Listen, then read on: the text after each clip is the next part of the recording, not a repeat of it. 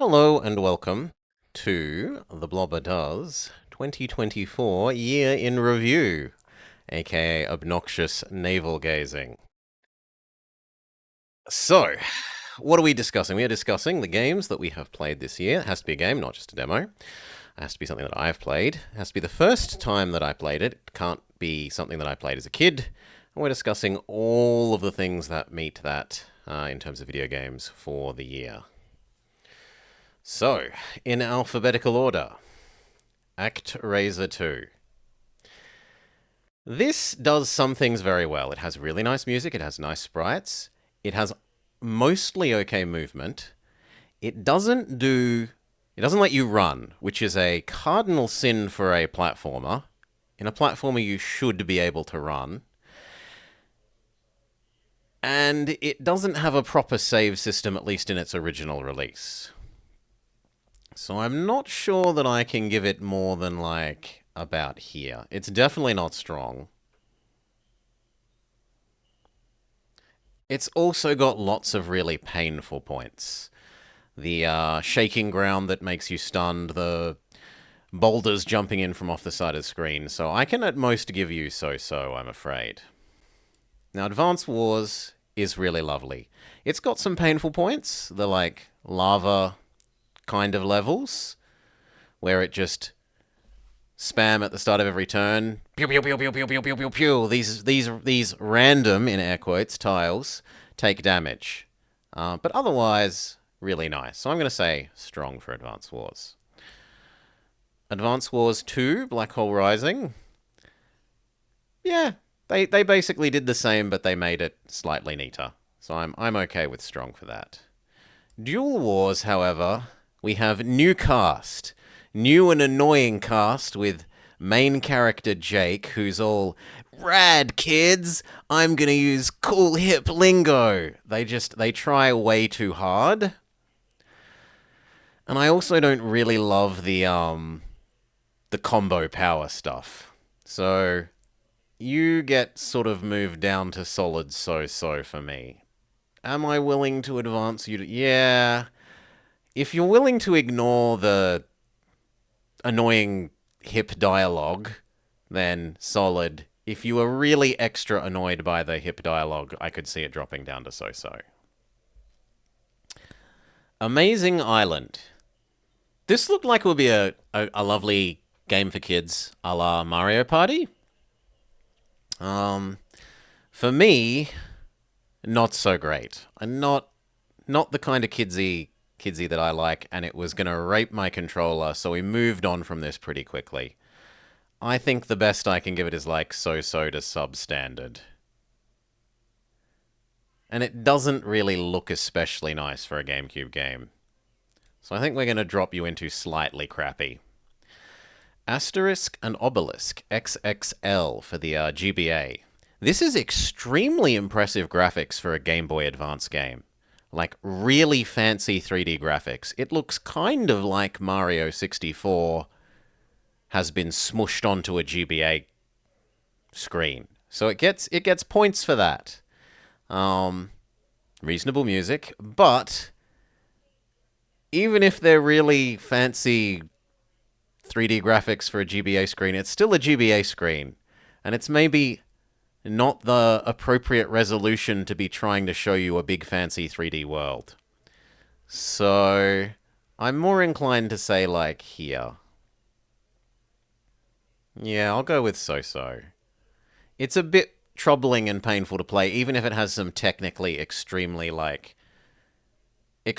fancy and impressive things. The other aspects drag it down towards so-so for me. Baby Felix Halloween. We played this for, unsurprisingly enough, Spooktober. It's a tough game. This is as much as it's got baby in the title, no game for babies. It's got some fantastic music. The first level theme is like, I listen to this first level theme now as just part of my regular music playlists. It is a really, really good chiptune. For a Game Boy Color game, it looks really nice. It plays really smooth. Aside from the difficulty and it being too short, Those are, I would say, its two bigger failings. So if you want a really tough game, I'd even say if you love really tough platformers, action platformers, it would even go to strong. But for me, I think its difficulty is a little too. It has like there are bits that are really fairly normal and easy, and then it has a couple of bits that are just huge spikes for difficulty. A couple of the bosses, and I don't quite like that balance enough to warrant shoving it up into strong. Now we have an absolute stinker. Batman and the Art of War. Batman, Rise of Sun Tzu. It's just a crappy brawler. Doesn't do great things in any way. I'm willing to shove you all the way down into shitty. You're just bad. I'm sorry. Unless you especially love Batman, and I don't especially love Batman, I don't think there's a lot of joy to be had from that. Between Horizons. This was a sci-fi point-and-click adventure game that we played with Ms. Morrigan Nightshade as part of Senior Detectives. I'm going to say solid. I'm not quite willing to put it into strong. If you are super, super in love with its like sci-fi and the themes that it's trying to discuss, like law and order versus obedience within a society, I could see you putting it within strong. But it had just a couple of clunky puzzles, and a couple of times that the writing was to undermine that. I do really like the multiple endings aspect, because a lot of point-and-click adventure-y type things are, oh, you've gotten to the end and this is the fixed end. But this has all sorts of different endings depending on whether you're like, whether you succeed or fail, and whether you go with law and order or freedom for all and we can all do whatever we want, hippie land. Solid enough. Solid. Broken Roads. This is essentially Wasteland, or like if you want to think Fallout 1, Fallout 2, but in Australia. With regular-sized Australian spiders, and drop bears, and mutant roos as your enemies. You'd hardly call it hippie land. But that's the theme, Maury. It's trying to go for, like, law and order versus everyone does whatever they want. I'm exaggerating for dramatic effect, for sure.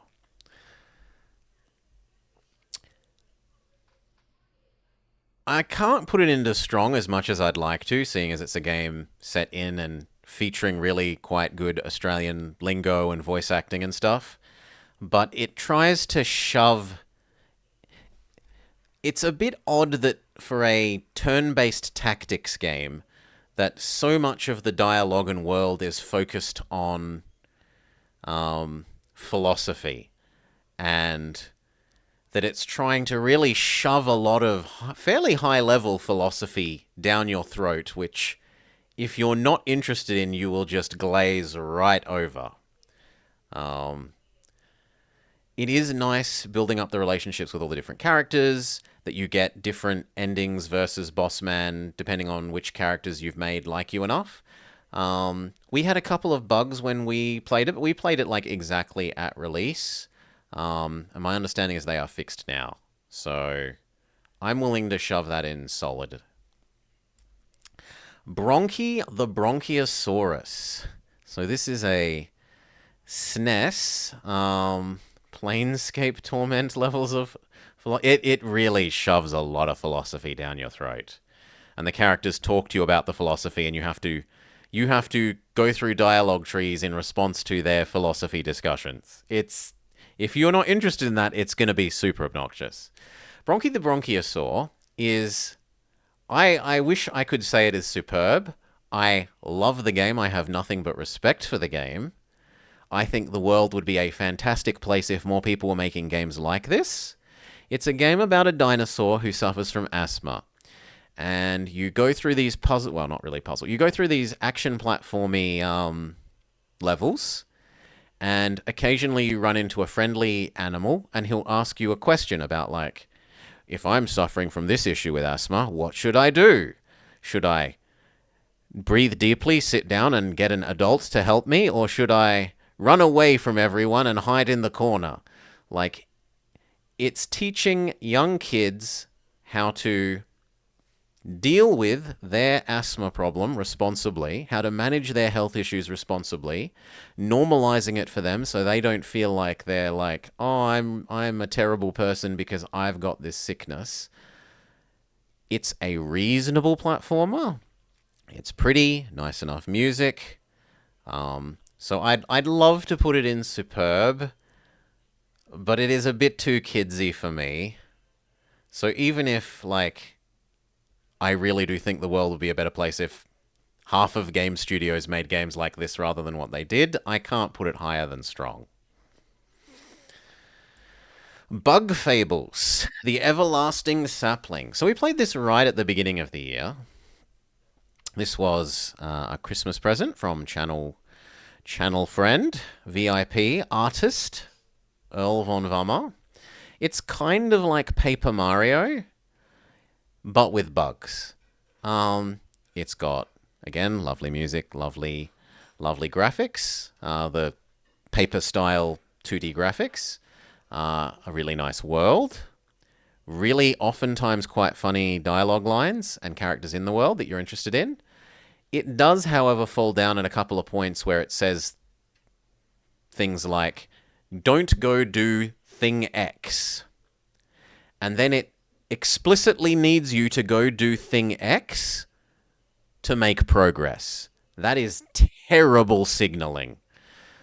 Terrible signaling. So as much as, like, various other aspects, I want to put it into strong, I can only give it solid for the things that it annoyed me with. It annoyed me really strongly. Even if the rest of it, like, I quite loved. So you just get solid. And yeah, it's had an update recently, so it could be worth revisiting if you grabbed it but never looked at it until now. Chibi Robo. Chibi Robo is like kind of like Pikmin in that you are running around doing lots of little gathery, collecty type things, except you're a tiny robot. You're basically a Roomba, kind of, for a family a typical family, and you're trying to just go around, clean things up, make their world a better place, find their lost stuff. It is cute and charming. It's simple. So I'd like to put it like here. The trouble is it also has signaling issues where there's one part of the story where for no obvious reason you have to go outside and draw magical symbols on the ground to summon aliens that have not been part of the story, like, until then. So down to, you're an okay game, but you're not super special. Citadellum.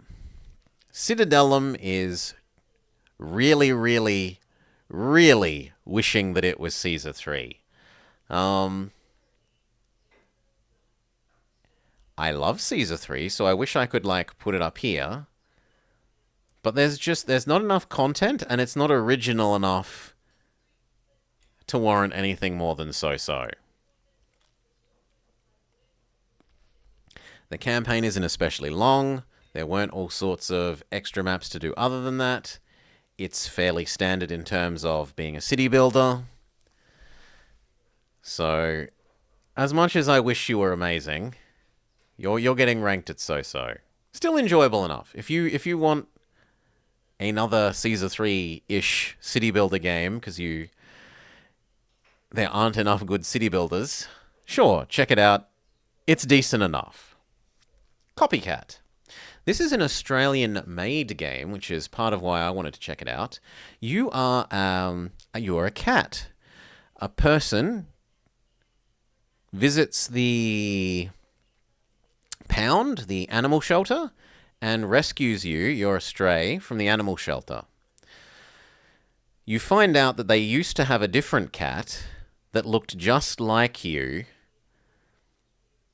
It's an old person. They start having health issues. The other cat shows back up and steals your place with your new family. And then you are sort of kicked out of home and have to wander around and work out, well, am I astray again, etc. It's nice for exploring the world as a cat, and it is telling a nice heart feel story. It does good feels. It does a good job of triggering your feels. But in terms of the interactivity, it's kind of just a series of little mini games and a little bit of platformy-ishness. So as much as I'd like to put it like here, it's also kind of just so-so. It would go up to solid if you really want strong emotional experience games. And you knew, if you knew going in and you weren't expecting anything other than mostly strong emotional experience storytelling whilst you RP as cat, then it could go here. But I was kind of expecting a bit more other gameplay, and so it was down to Copycat. Speaking of strong emotion experience, I'm sure you'll get to it. Spiritfarer's down at S, we'll get there. The Crimson Diamond. This, much like Bronchi, is something that I love the idea of. This is one dev who has, all by themselves, tried to make a classic point-and-click text parser game. So, you see a world and you type in, like, go west, pick up bucket, use bucket on sink, etc. And in terms of doing that, they've done a really, really good job of that. It has got some pain points. If you don't know what word they want for something, like if they want the word armoire instead of cupboard in a couple of points, it trips you up. And there were a couple of points where, like, you want an item, but it won't let you grab an item that's basically the same, that you'd think could serve the same use. And during the dramatic crescendo scene is a bit clunky as well. But otherwise, it's really, really good. So, solid strong, I'm going to go with. If you want old point-and-click adventures, but a modern one that you wouldn't have seen before all those years ago, this is great. Cubivore, Survival of the Fittest. Is this an extremely interesting game? At a concept level, yes. Is it a good game? A bit less so. You are a little foldy paper cube. Kind of. You are a series of squares that assemble together into an animal shape. As you attack and eat other animals, you absorb their squares and get longer, and depending on the color combinations of the squares, you form different animals. So you might form like horse-like animal, or tiger-like animal, or kangaroo-like animal, depending on the color combinations that you combine.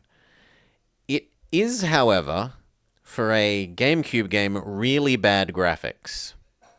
Now, there's a reason for that, because it was originally going to be a 64 game, and then they took too long developing it. The 64 stopped existing, the GameCube started existing, and they said, well, shit, I guess we'll port it to the new console. But they didn't fancify the graphics to match. So, for, like, idea and uniqueness, superb.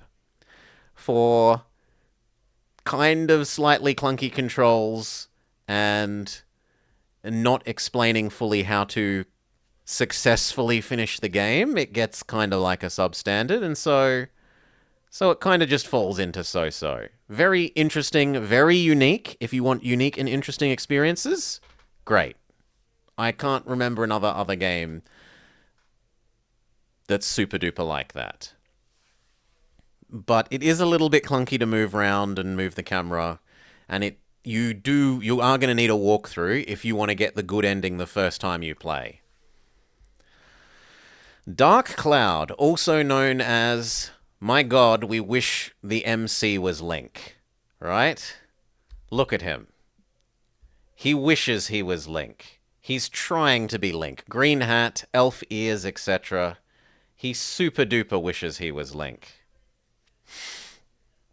It is part city builder, part dungeon crawler-ish, Dark Souls-ish game. So you are legally not Link, and you have to delve into these dungeons to collect plans, blueprints essentially, blueprints that let you come back out into the real world and expand the city. So you get like a blueprint for your friend's house, and you can build your friend back their house so that they're no longer been turned into a dungeon dooflicky. Is that... I don't remember anything else like it at the time. It's unique, aside from that it's clearly trying to make its main character Link.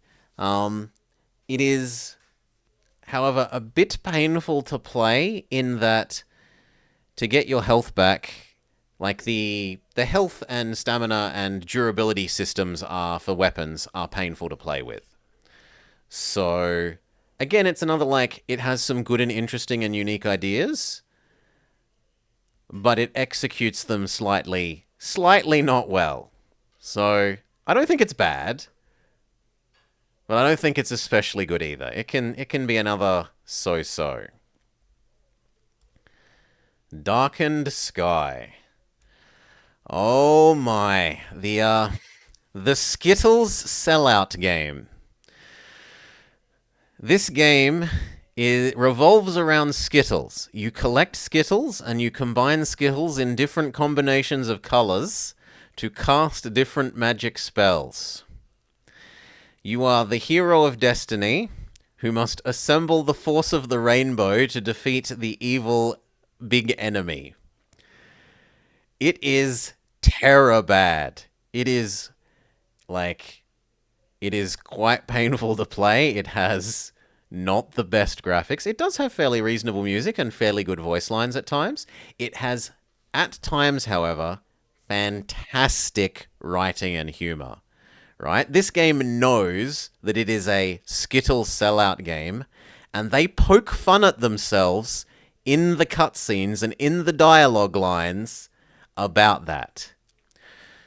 So I can super recommend like watching a collection of all the video cutscenes in a row. On no account should anyone play this game, but it's something that you could very well watch with great amusement. It has some really good humor and some really good dialogue lines at times. It doesn't take itself too seriously, whilst simultaneously being a Skittles sellout game. So, I'd kind of want another ranking below this that's like so bad that it's good, but it isn't actually good to play. It's just, it's good to watch and to appreciate the bits of it that are good. So you're solidly bad, but you're bad and interesting, and I do think people should check that out. Not to play, though. Not to play. Okay. Death Road to Canada. The controls are really silly as far as I'm concerned. It doesn't explain things very well at all. It has lots of silly mechanics, like you can't see through doorways. I really do not like this. I don't think that it's like... I don't think it's ultra super bad, but I don't think that some of those controls and some of those choices even deserve putting it up into so-so. I think that it's a substandard game. In terms of how much I like it, I'd even put it lower down. But part of those are just, there are mechanics in it that I really actively don't like, and the controls being kind of bad. Dungeon Crawler. This is a roguelite game.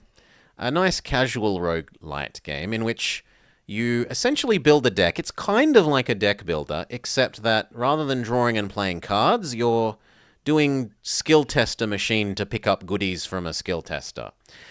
Your cards get physical representations of themselves as items inside the skill tester, and then you grapple them up, and depending on which ones you grapple up, if you grapple up sword, you do an attack. If you grapple up shield, you get extra defense. If you grapple up health pack, you get some health back. The downsides of this are that it has a very limited audio library. It only has like 2 or 3 tracks of audio. And depending on whether you or not you like the art style, some of the animations of the art, I think the art is solid enough, but some of the animations of the art are a bit dodgy. That said, it's quite cheap. I think it's really addictive and enjoyable. It's got a good difficulty curve selection. You can dial the difficulty down and you can dial the difficulty all the way up. It has an infinite mode. I think this is a strong game. The downsides would be the audio library limitation, which, just turn game music down, turn your own music up, life's fine, and those couple of crappy animations. Hey, Shabiggest. Welcome, g'day. Next, El Dorado, the Golden City. I only played this because I honestly thought it was a slightly different... a different game. Um, there are 2 Aztec city builder games that were coming out and in development. One of them looks really good. One of them kind of looks like it's Frostpunk, but you sacrifice your people to fight off the encroaching evil darkness fog stuff, and it looks really good. And I thought that it was that one, and it isn't. Instead, it's the kind of shitty bad city builder. Yeah. Not the... Ugh. The campaign was not enjoyable, the bits of it that we played. You've got to spam out temples and stuff. It's... Unless you really love the Aztec theme, I can't imagine you having a great time with it. Down in the garbage pile for you. Eternal Darkness. Were you Pizza's thing, or is Pizza's thing the other thing? No, this is Pizza's thing. I'm sorry, I don't like you, game, and I think you're bad. I'm not the best person to try and get horror things in. I don't tend to like horror as a theme. I don't mind shitty monster movie. I can get behind shitty monster movie. But mostly other than that, not so much. So the theme is not great for me. The puzzles did not seem particularly well indicated. It has big Dino Crisis energy, which wants me to drag it down towards here, in that it has infinite enemies while you only have finite ammo. It has that Dino Crisis level problem. That said, it does do a job of having a more interesting story than Dino Crisis, or at least the bits of Dino Crisis that we've experienced. I'm somewhat interested in sealed ancient evil across time from Roman times to modern. But aside from that, I don't think there's much that I can say I liked about it. So, womp womp, Eternal Darkness. Fire Emblem, Sacred Stones. This was one of the earlier ones. We went through, I historically have played, as a kid I played Path of Radiance, Radiant Dawn, and a couple of the DS ones. I never played as a kid the GBA ones, and so we went back and we played a number of the GBA ones this year. And what is the order on them? I think that's the newest of the GBA ones from memory. I want to make sure I'm not talking out my backside.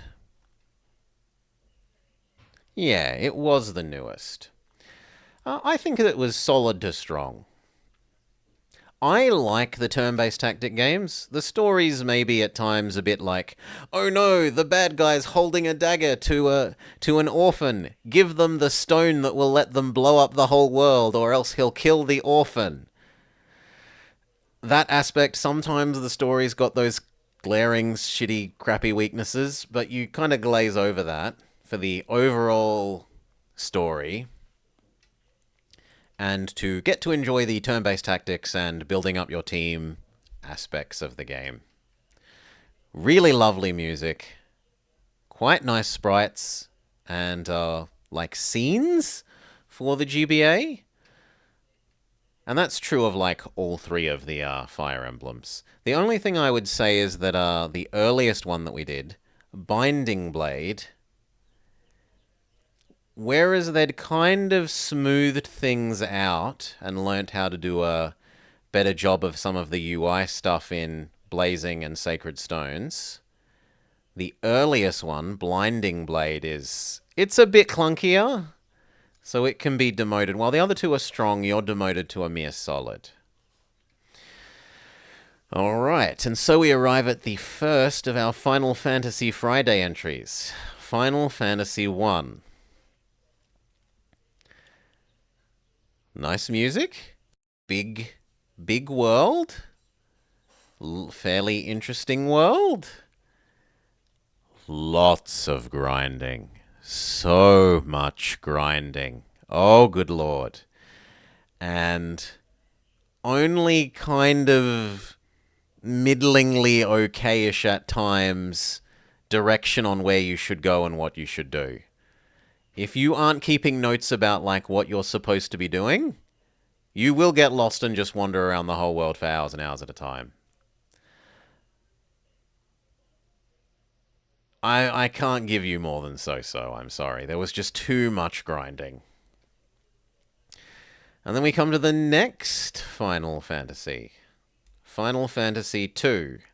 The true Final Fantasy 2. Not American Final Fantasy 2. 2 was, if anything, in many ways worse than 1. The level up system is painful. The way the level up system works is if you use sword in fight, at the end of the fight, you get a chance to get better at sword. Only a chance, and it's not even a big chance. The trouble is, when you get better at sword, you also get shittier at magic. Right? So you will win fight using sword, you'll get strength stat up, intelligence stat down, magic stats down. It feels so bad to get a level up where you then get stat downs as a player. That is just not something that you do in the modern day anymore. You do not give your player stat downs for level ups. And it makes the grinding kind of obnoxious, because the way you get more health is by taking lots of damage in a fight. So you intentionally do badly in a fight so that you lose enough health so that you get to roll at the end of the fight the chance to get more health. It also is obnoxious with its new job system for shoving those new jobs down your throat. It has a here is the new job, and then immediately after that you'll essentially fight a boss who says, if you aren't using a team of basically only this new job, go get stuffed. And it does that repeatedly. I find that super obnoxious myself. So I wish I could grant you even substandard based on that. The one thing that it does do nicely and well for itself is it has an interesting dialogue system. You don't just walk up to someone and only have, this is the one thing that I say. Instead, for a number of the characters, you can walk up and talk to them about certain things. So like, here is the first dooflicky that we need to go get. Walk up and talk to person about the first dooflicky. And then later on, as the story progresses and you're moving on to topic 2, then you can ask them about the second dooflicky. That one mechanic was a good mechanic. They didn't use it enough, and the sad thing is they then immediately abandon that mechanic when they move to Final Fantasy 3. So I'm torn between like here and here. I'm actually going to drop it down to here. I can't, on the basis of just the one mechanic that gets underused that I like, justify pushing you up into even substandard. Whew. Okay. Next. Final Fantasy III. It goes back to having a more normal level up system at least. It has that going for it, but it still does the annoying jobby stuff. So no, I'm sorry. Um I can't give you better than substandard. At least with one, it's like a new thing. It gets some forgiveness points for that, but no. By this stage, you should have worked out how to make your game appropriately level grinded and difficulty curved. Final Fantasy IV.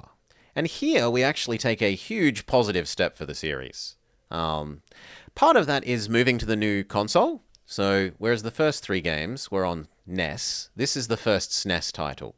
And it instantly benefits from the extra graphics, the extra music, the extra size that it can have on the ROM. It isn't as obnoxious with the classy stuff. Instead, it has a level up system where you learn spells as you level up, a bit like Pokemon moves. So, Sword Fighter has reached level 16. He learns basic heal spell. Whereas in the earlier ones, oftentimes to get spells, you would have to backtrack through the whole world to find the one magic shop that sells it. And that would often be very, very, very painful. No, this gets pushed up into solid. For me. It does still have some issues. There are points in the game where it undermines its own dramatic story by having people jump on a grenade to save you, and then they get to come back to life later. Then there's no point in them jumping on the grenade. It undermines their dramatic sacrifice to have them come back to life. And some cases of it doesn't indicate what you're supposed to be doing. Now, part of that are translation issues. It has a pretty crappy original translation. The more modern translations probably do a more solid job of that. But that's not what I'm playing. I'm playing the original. And so I can't knowingly give you a better rank than solid, I'm sorry. Fossil Fighter. It's kind of like Pokemon, but you're fighting dinosaurs. You're collecting a team of dinosaurs that you use to fight other people's team of dinosaurs. It's very kidsy. It's a bit too simple for an adult. I don't think it's technically bad. So I definitely can't put it down, but it's too easy for an adult. If you are trying to play this for anything more than a chill time, rawr, cool, fight my dinosaur aspect, you're barking up the wrong tree. It does have sometimes some funny dialogue lines to its credit, even for a kid's game. Ghostbusters.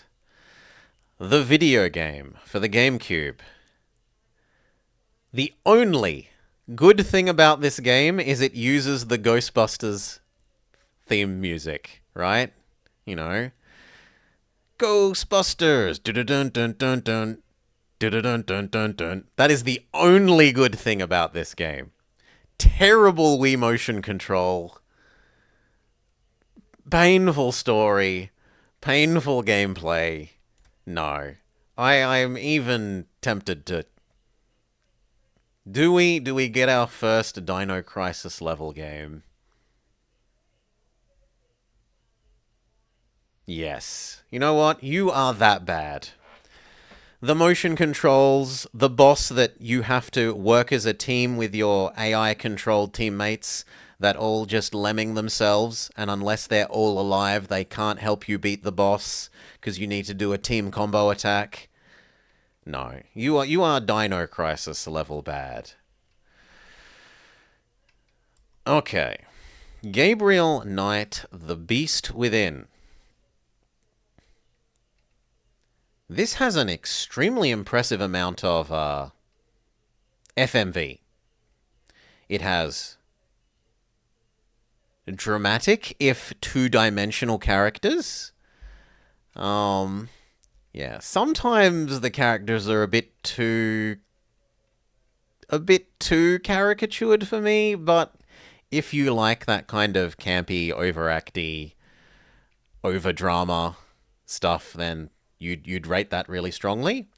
Um, it didn't have any technical issues. It has nice enough music, lovely world, interesting lore. The downsides are in a couple of places it does not tell you.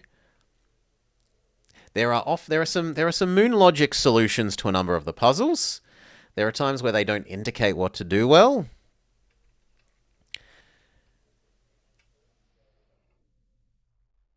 And there are some times where you absolutely need to pixel scrub because we've hidden a black item on a black background that you must find this black item hidden on a black background in order to make progress. So, as much as I'd like to put it up here, I don't think I can give you more than a solid. Especially if you're playing it these days. Like, it's a bit painful to play these days. Goblin Commander. Unleash the Horde.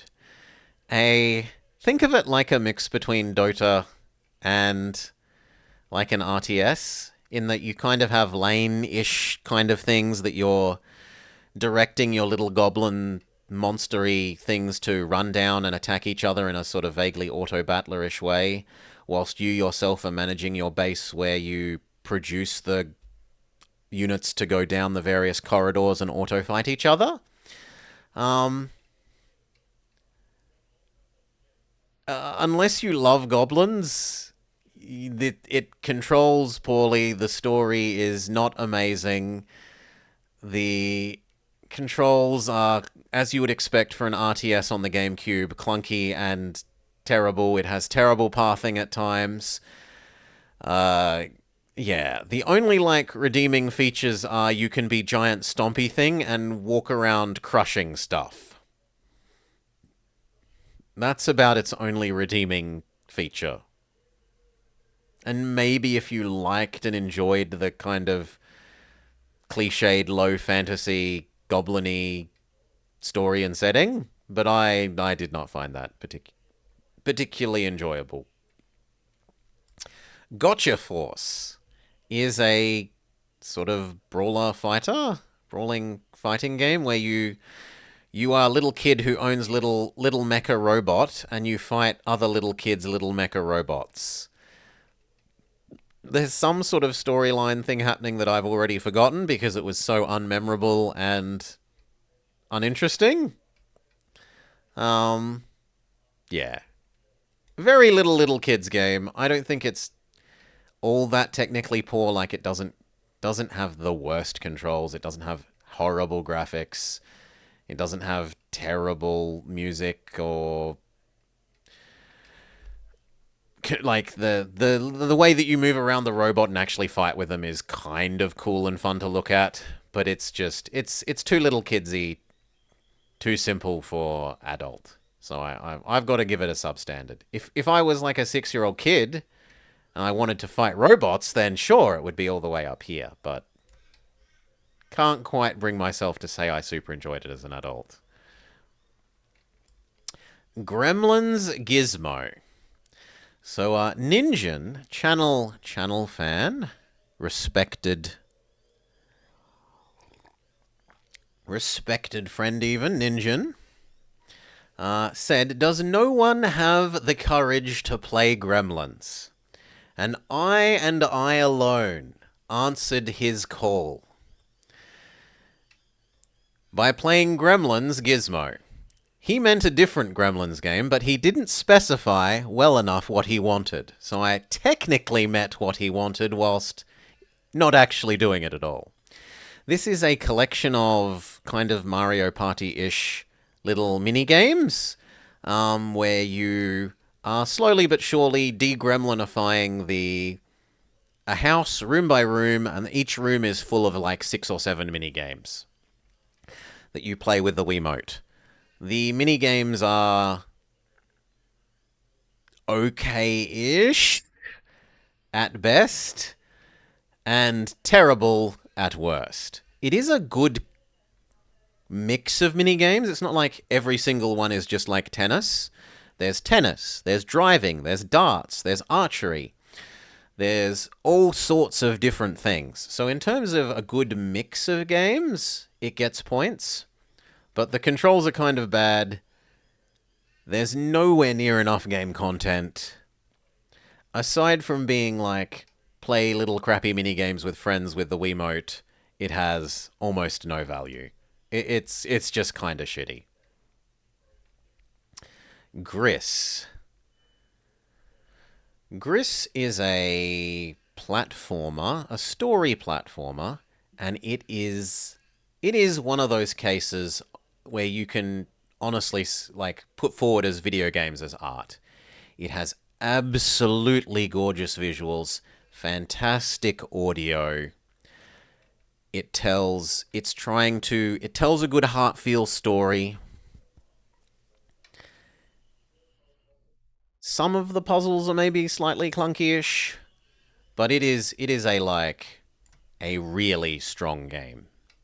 As long as you know going in that it is a not like action platformer, that it is puzzly platformery, and that it's mostly platformery in terms of walking through a story, you will really like that. I was very impressed by it. It's so gorgeous. From something that was amazingly gorgeous to one of the most hideous and terrible visual games for its platform that we've ever seen, Gummy Bear's Magical Medallion for the Wii. This is a puzzle platformer. You run along as a gummy bear, you try to get to the end of the level by mostly going to the right, a la Mario, and there are enemies to jump on top of, there are little things to collect to open keyway doors and so forth, to reassemble the power of the gummy bears and save everyone else from all the other nasty sweets. If I was a tiny little kid, I could maybe push it up into substandard. But as an adult, about the only thing that it has going for it being okay-ish is that the campaign isn't ultra short. It's still fairly short, but it's not ultra short. It's a pretty shitty game. As you might expect for essentially Gummy Bear sellout game, much like Skittle sellout game Darkened Sky was. From terrible game, we come to one of the really quite nice ones that we've played. Henry Hatsworth. So Henry Hatsworth is an action platformer, but also a match 3 game. Now, normally, you say match 3 game and I would be down here in Dino Crisis land. The Blobber played enough match 3 by the time he was like 6 or 7, with like Bubble Bobble and things like that. Yoshi Cookie. But it does an extremely good job of merging those two gameplay mechanics. So as you action platform around and you kill enemies, it charges up your I get to spend time doing match 3 puzzle bar. And then when you go into pause action platformer mode, go do match 3 section. When you do the match 3 stuff, it gives you power-ups to use to do the platforming more. You get stronger attacks. You get extra health back. You get enemies stay still temporarily sort of stuff. So it does a good job of carroting the why would you do the match 3, and it also does a fairly reasonable job of sticking it as well, in that if you try to ignore the match 3 game and only do the action platforming, eventually it sort of Tetris style raises up, like the match 3 stuff builds up from the bottom of the screen, and if you ignore it so far that it reaches the top, then extra enemies start spawning, and it makes your life really a living hell. So I think it does a good job of its art. It does a fantastic job of its styling. What ho! Like, ultra British man with his teacup collecting his fantastic suit of Britishness. And all of those aspects are great. The action platforming is good. The match 3 is but it does a fantastic job of integrating that with the action platformingness. The end boss is really a little bit too tough, I think, or at least it doesn't quite control specifically well enough with the touchscreeny aspect for fighting the final boss to quite play all the way through terribly well. And it also loses a little... It depends on how you want to think about this. It can lose some points for grindiness in that you can grind up additional bonuses by replaying old levels to earn money to then spend to buy those bonuses. So like extra health, extra damage sort of things. But that could also be claimed to be part of its like replay value to try and collect everything. I don't think that trying to do that kind of grindy collect money in a action platformer is the right kind of thing. You kind of want more like replay the levels to find secret areas to get little secret items in those secret areas kind of replayability from a game like that. That said, its style carries it well enough to make up for those couple of little failures. I think it's a strong, solid game. I could happily recommend that people play this if you enjoy action platformers and you want something that's like very different, not just another action platformer, but has some very unique aspects. Yes, Henry Hatsworth. Absolutely. Inspector Waffles, early days. Now, I loved Inspector Waffles 1. We played that on channel.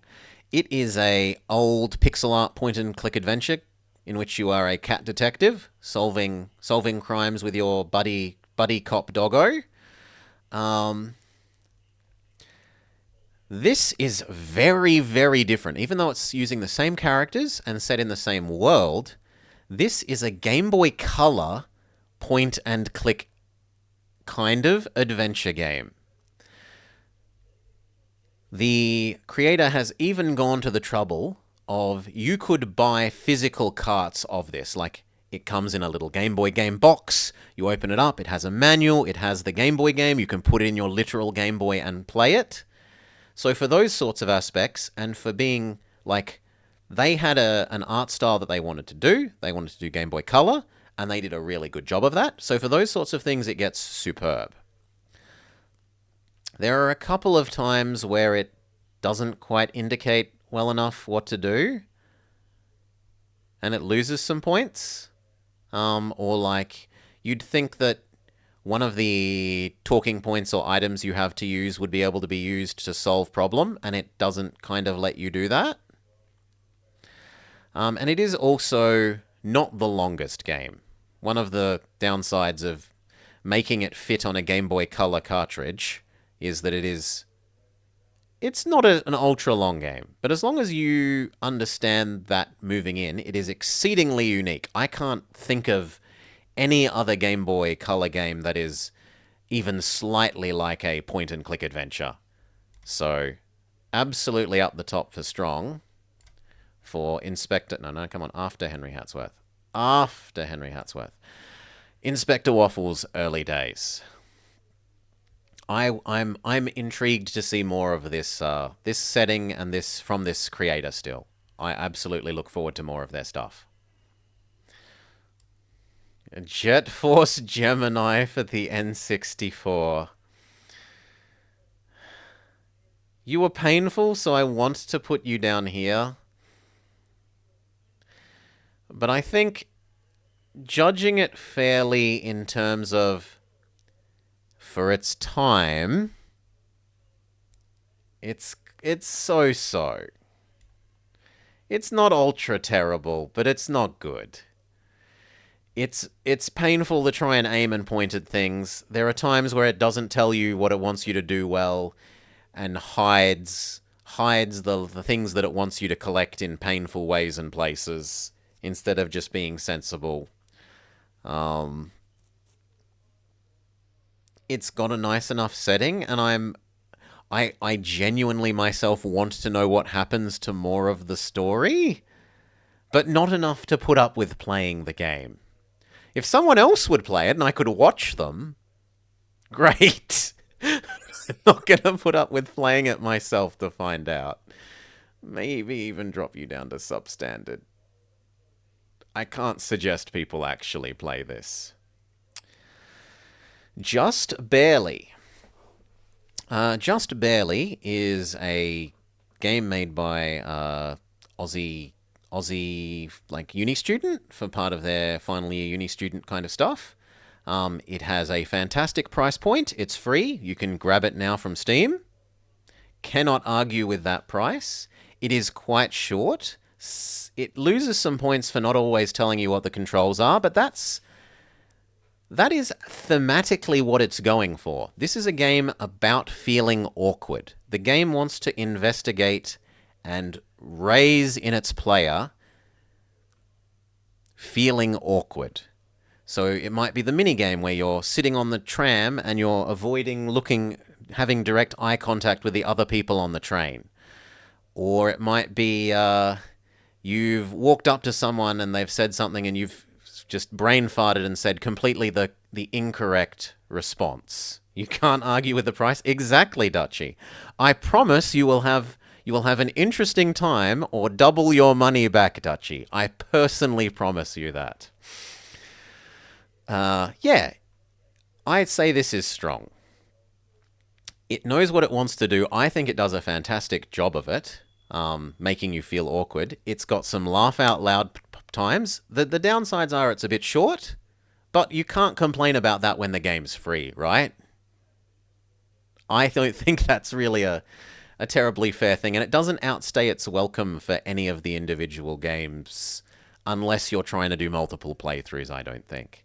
So I can thoroughly suggest absolutely everyone goes and checks it out. It's free, available on Steam. Grab it, have a laugh, feel awkward.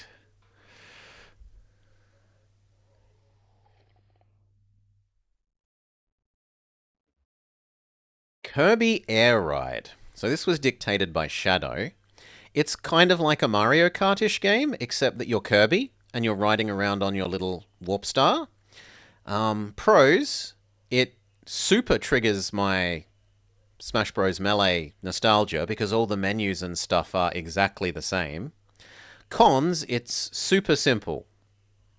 Sometimes it has really awkward camera angling. Like it chooses to do a view the whole map from the top instead of following you as an individual character. Pros, it has lots of game modes. It does have lots of it doesn't have a very small roster of different vehicles. So there's like the different vehicles you can play in, the different carts, even though they're like star things, actually play fairly differently.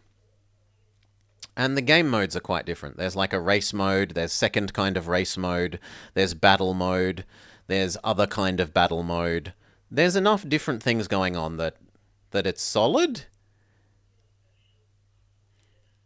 It is, however, a little bit more of a little kidsy kart rider than say like a Mario Kart.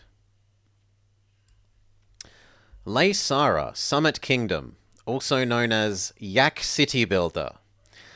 I had a good time with this. It is a little simple, and like once you come up with a design that works, you just copy and paste that design out repeatedly. But I think it has really gorgeous graphics. One of the prettier city builders, like compared to say Citadelum that we played or that terrible Aztec Eldorado one. Like it's easily got the best graphics of the city builders that we've been playing.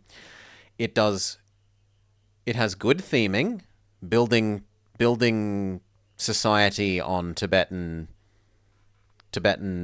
shelves on a mountain, and integrating that with its like. Normally, I really hate in city builders disasters. Things like there's a tsunami or there's an earthquake or Godzilla turns up and smushes half your city. In this, there are periodic snowfalls. There are periodic avalanches. and you can see where they're probabilistically going to occur, and you can build protection-y stuff to protect against it. I think that is the best, like one of the best implementations of a disaster-ish system in a city builder that I've ever seen. The campaign it's reasonably long, and it keeps getting added to. This is something that is in early access, and they're still developing and adding to. But I'm happy to say this is a solid game. You want a city builder, especially if you want a yak-themed, a cow-themed city builder? Superb. They do a good job in a lot of the story campaign levels of like having amusing dialogue between the different advisors as they say, like, one wants you to go do this thing and the other wants you to go do the other thing. It's mooperb. It's mooperb. But yeah, it's a little too, once you work out a nice design, you basically just print that down repeatedly. Maybe it gets some more different modi things later and it would get pumped up to strong. But for now, based on the amount of content, I'm only willing to put it at solid. The Legend of Grimrock. This was dictated by Death's Head, and in theory, I should like this. It is an old-style, party blob-based dungeon crawler.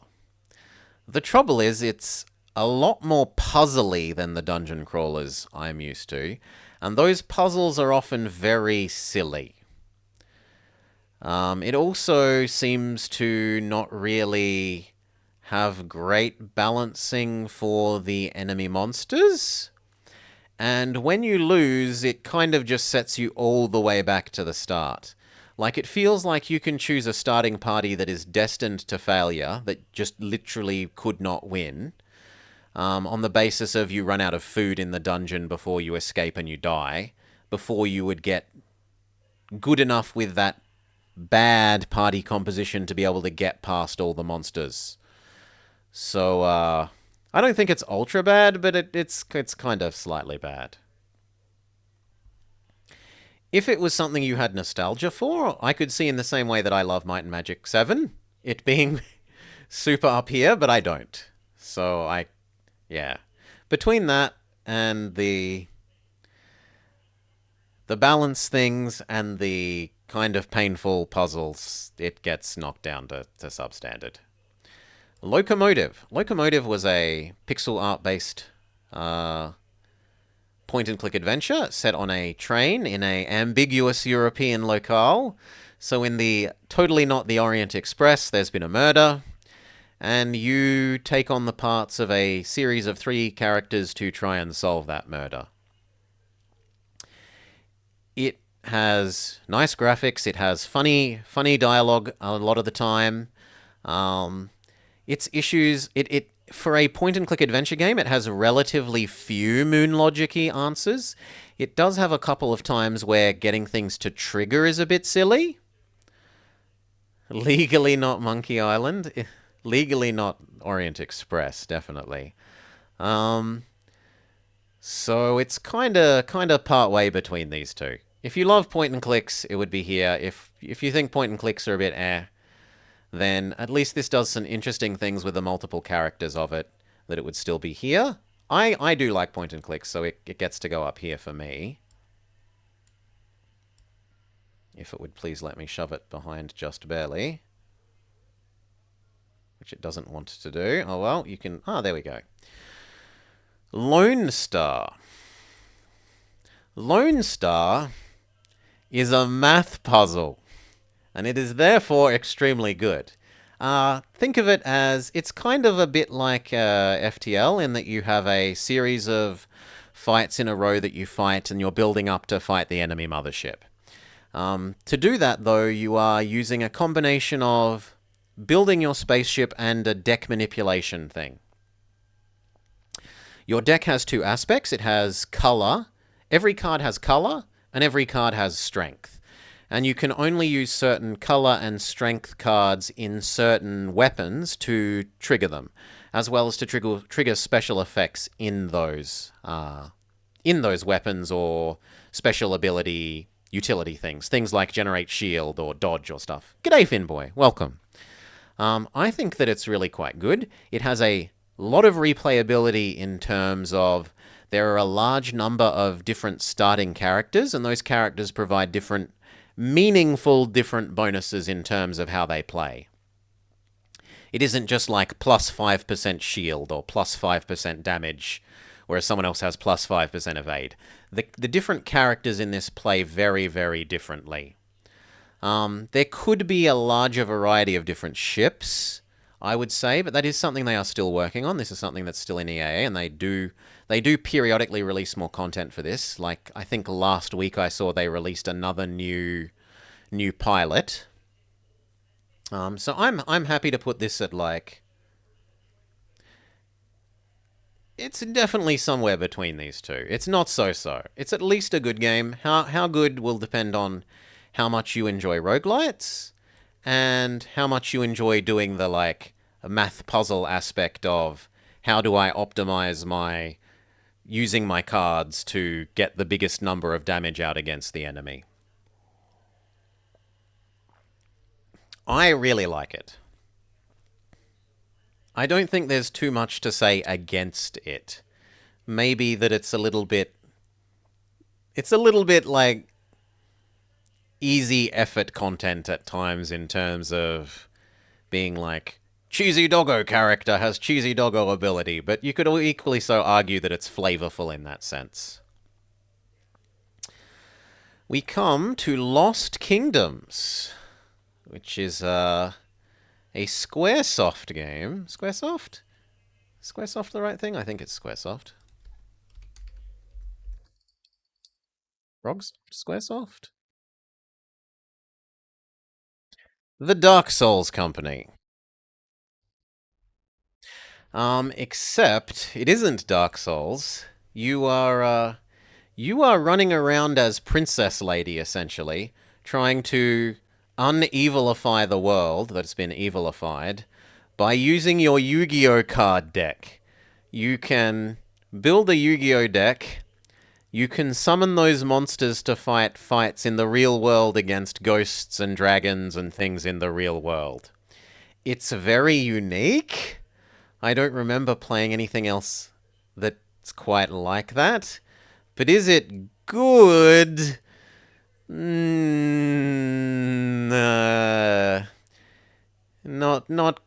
quite so much with the good. Not quite so much.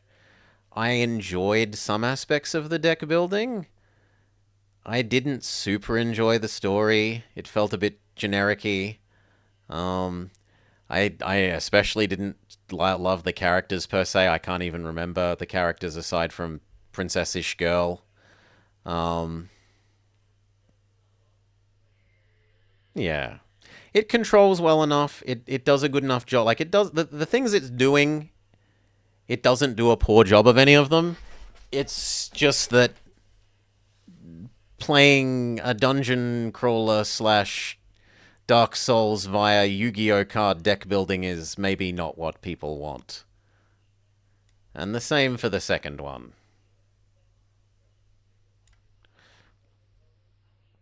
The same for number 2. Lost Kingdom 2, oh look, we lost the kingdom again. Continuing the theme of Lost, we have Lost Magic, which is it's an action, it's kind of action RPG for the DS. You are little boyo, and it turns out that your dad was one of the saviors of the world type people, and you have to follow in his footsteps to help save the world. A little bit too generic of a story.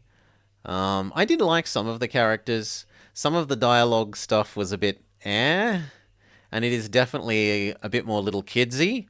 Like, I'd say that once you're beyond like 13, 14, the story is maybe a bit too simple and not adult enough anymore.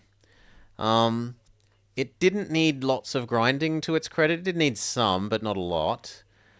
And it is fun gathering up all your monsters Like, it isn't just an RPG for you, it's an RPG in which you are doing a little bit of a Pokemon-ish kind of thing where you collect and use monsters to fight, to assist you as you fight as well. Those aspects are good, and they do more than make up for the, like, a little bit too kidsy, a little bit too clichédness aspects of it. The Lord of the Rings Volume 1 for the SNES, as was dictated by the real Decoy. There's a reason they didn't make a Volume 2, even though they called it Volume 1. And it's not because it's an amazing game. There are some really good things about this, that you can play it for a NES game. It's one of the few NES game or SNES games that you can play more than two-person multiplayer. If you had the little expansion-y things that let you plug in multiple controllers, extra controllers, you could play up to like 4 or 8 persons party sort of thing. Perfection doesn't need a sequel, says Dutchy. And, like, it does an okayish job of representing Lord of the Rings, and it has nice enough graphics and nice enough music. But in terms of needing you to, like, go find random crap in random cave without any real indication of it's there, it's quite painful at a number of times.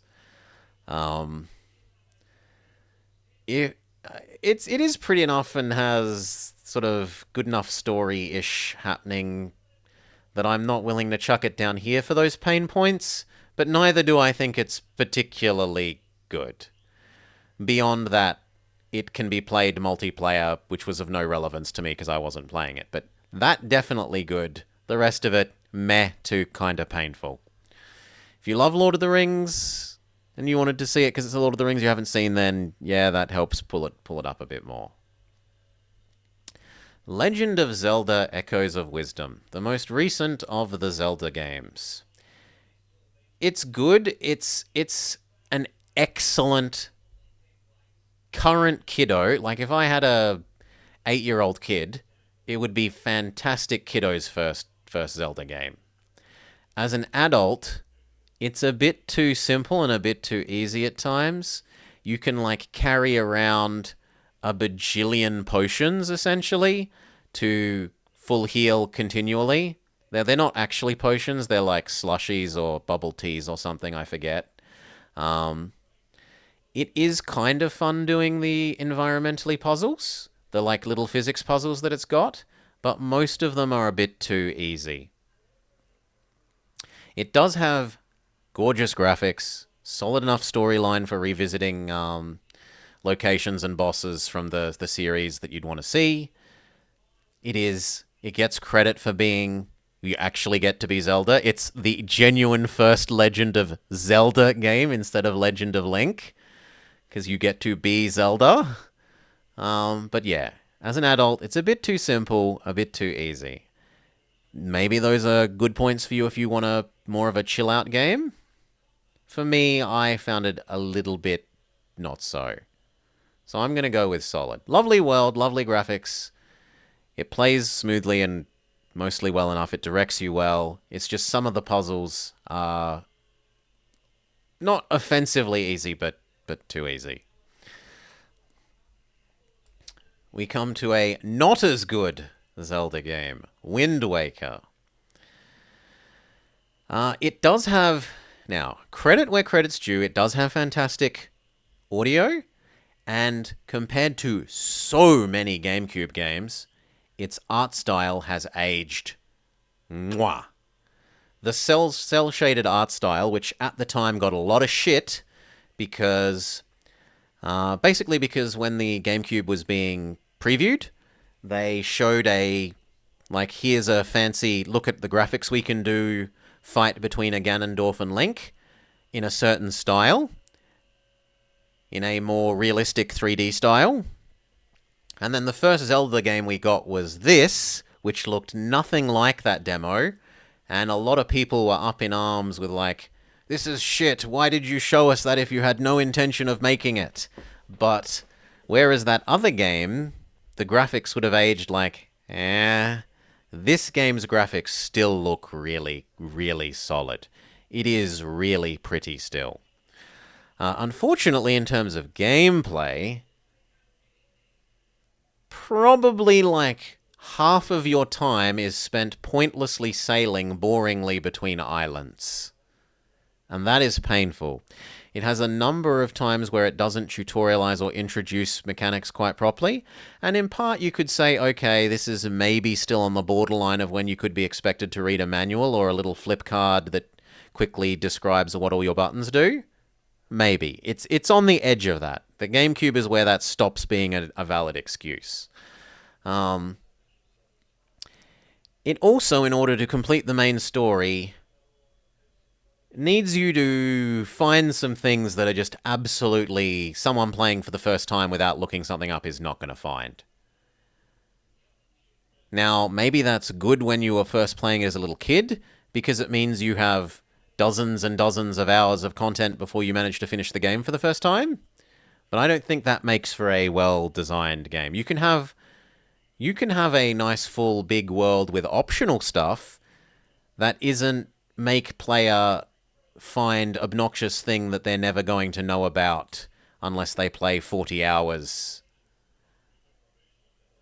So between there's far too much doing nothing sailing and the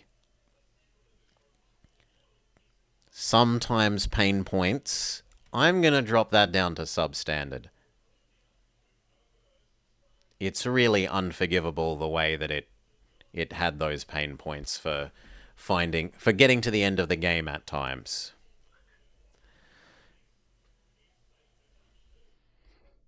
Memoriopolis.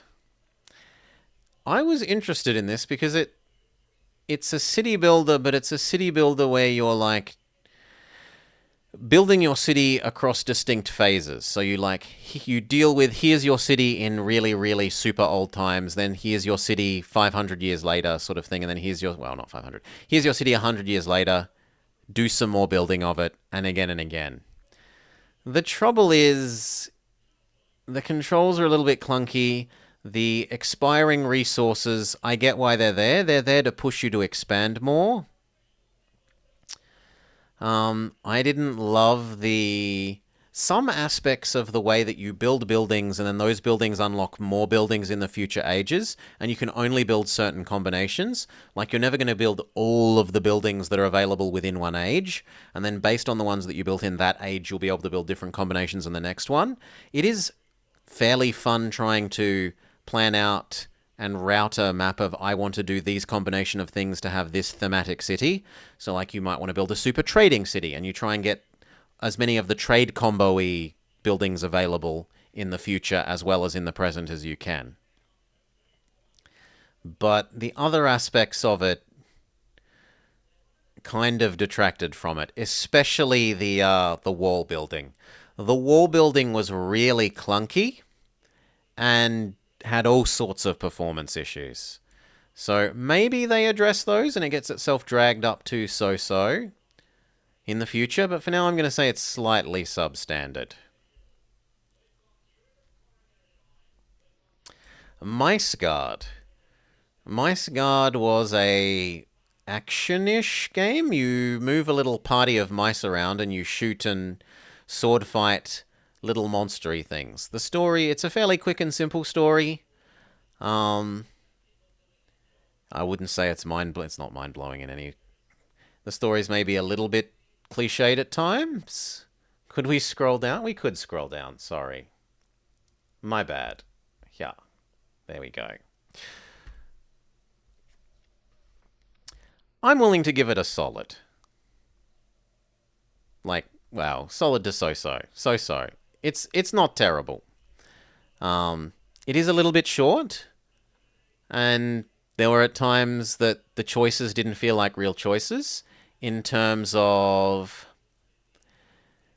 there were some upgrades that just seemed strictly better than the other upgrades you could do for your party/city, and I didn't really like that, but it's okay-ish. Here is a game that I expected to be terrible that actually was quite fun. The Michael Jackson Experience. I expected this would be super terrible, but it actually does a fairly good job of its motion controls. It makes you look like it does a goodish job of making you do the same kind of moves that Michael Jackson is doing as he's dancing along to his music. It picks good songs. Like, the only nasty thing I have to say are typical motion control jank, but not more than you'd normally do. No, I just played that myself, Finboy, for giggles. I thought it was going to be a shit game. I thought this would be a complete sellout, like, company buys rights to Michael Jackson music and makes shitty dancing game, and actually it's fairly okay.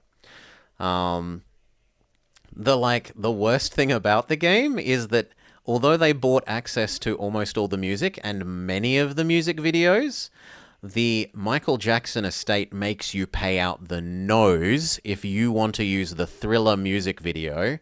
So instead of the real Thriller music video, they have their own homemade ghetto version of the Thriller music video, and it's kind of low quality because they were unwilling to shell out for that particular right. That said, it is fun to play, both individually. I don't know against other people. I expect so based on playing it individually. It was surprisingly good. I thought it was going to be here or here, and instead it's a solid enough game. You can definitely have some fun, as long as you aren't taking yourself too seriously. Might and Magic: Clash of Heroes. So this is almost the most recent Might and Magic game. A beloved series for me. You know, I have lots of history with Might and Magic and Heroes of Might and Magic. Might and Magic 4 and 5, 6, 7, 8. Heroes of Might and Magic 2, 3. I never played this on the DS at the time. And, well, a lot of the more recent Might and Magics, Might and Magic 9, what have you, they typically didn't do a great job with the IP, and so I was a bit worried that they would be taking a crap, essentially, on a beloved series of mine. Now, is it a bad game? No. Is it a great game? Absolutely not either.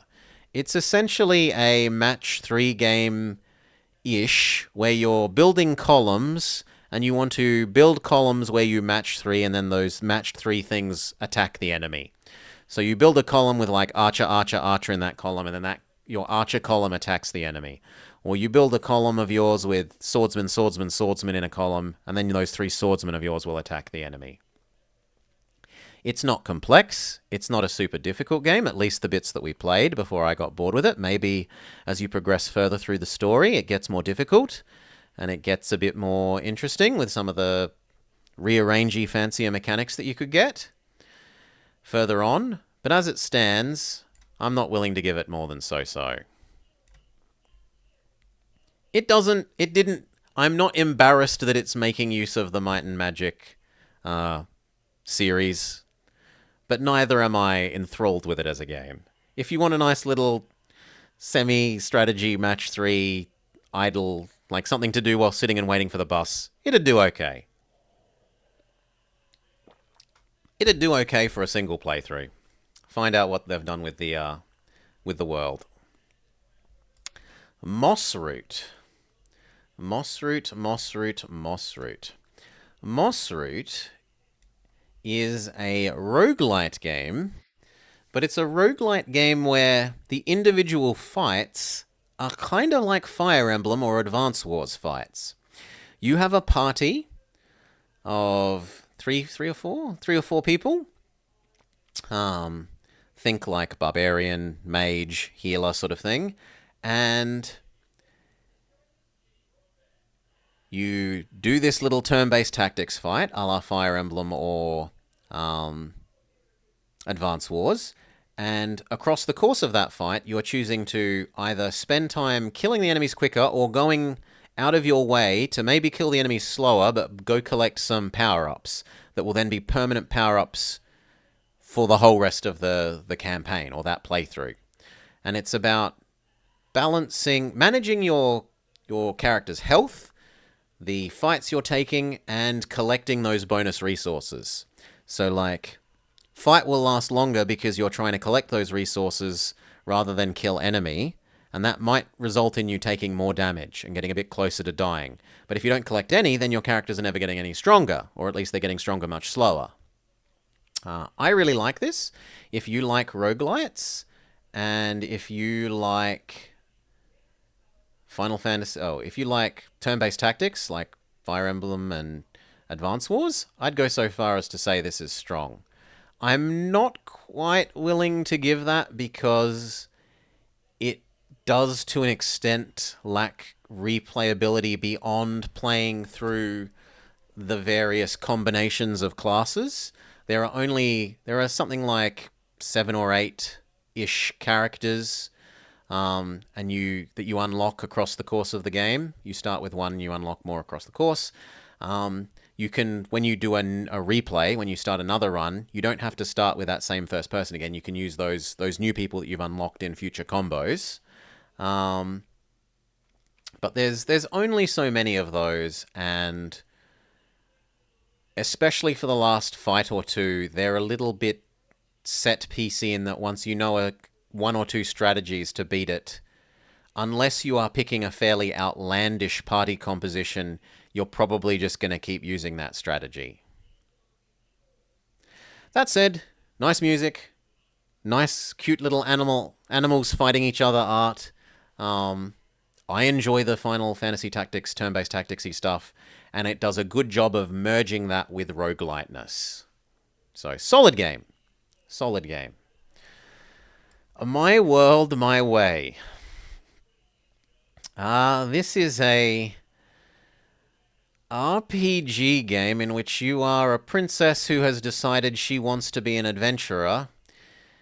She goes out into the world, and she's been assigned a minder who tries to guide you through the process of being a better adventurer without helping you too much, but it is just so grindy that I can't see anyone enjoying it. Like, it's you get given quest to go kill 10 boars and collect 10 boar pelts. Then you get given quest to go kill 10 sunflower monster things and collect 10 sunflower monstery things. It does do some unique things with its the princess has the special power to modify terrain, and that modify the literal world map terrain. But that isn't enough for me to warrant putting up with the grindiness. Not at all. So, those of you who have that nostalgia for it, please go play it, but do not ask me to play anymore. I did not like it. We enter the Nancy Drew section of the games that we've played. Nancy Drew and the Ghost Dogs of Moon Lake.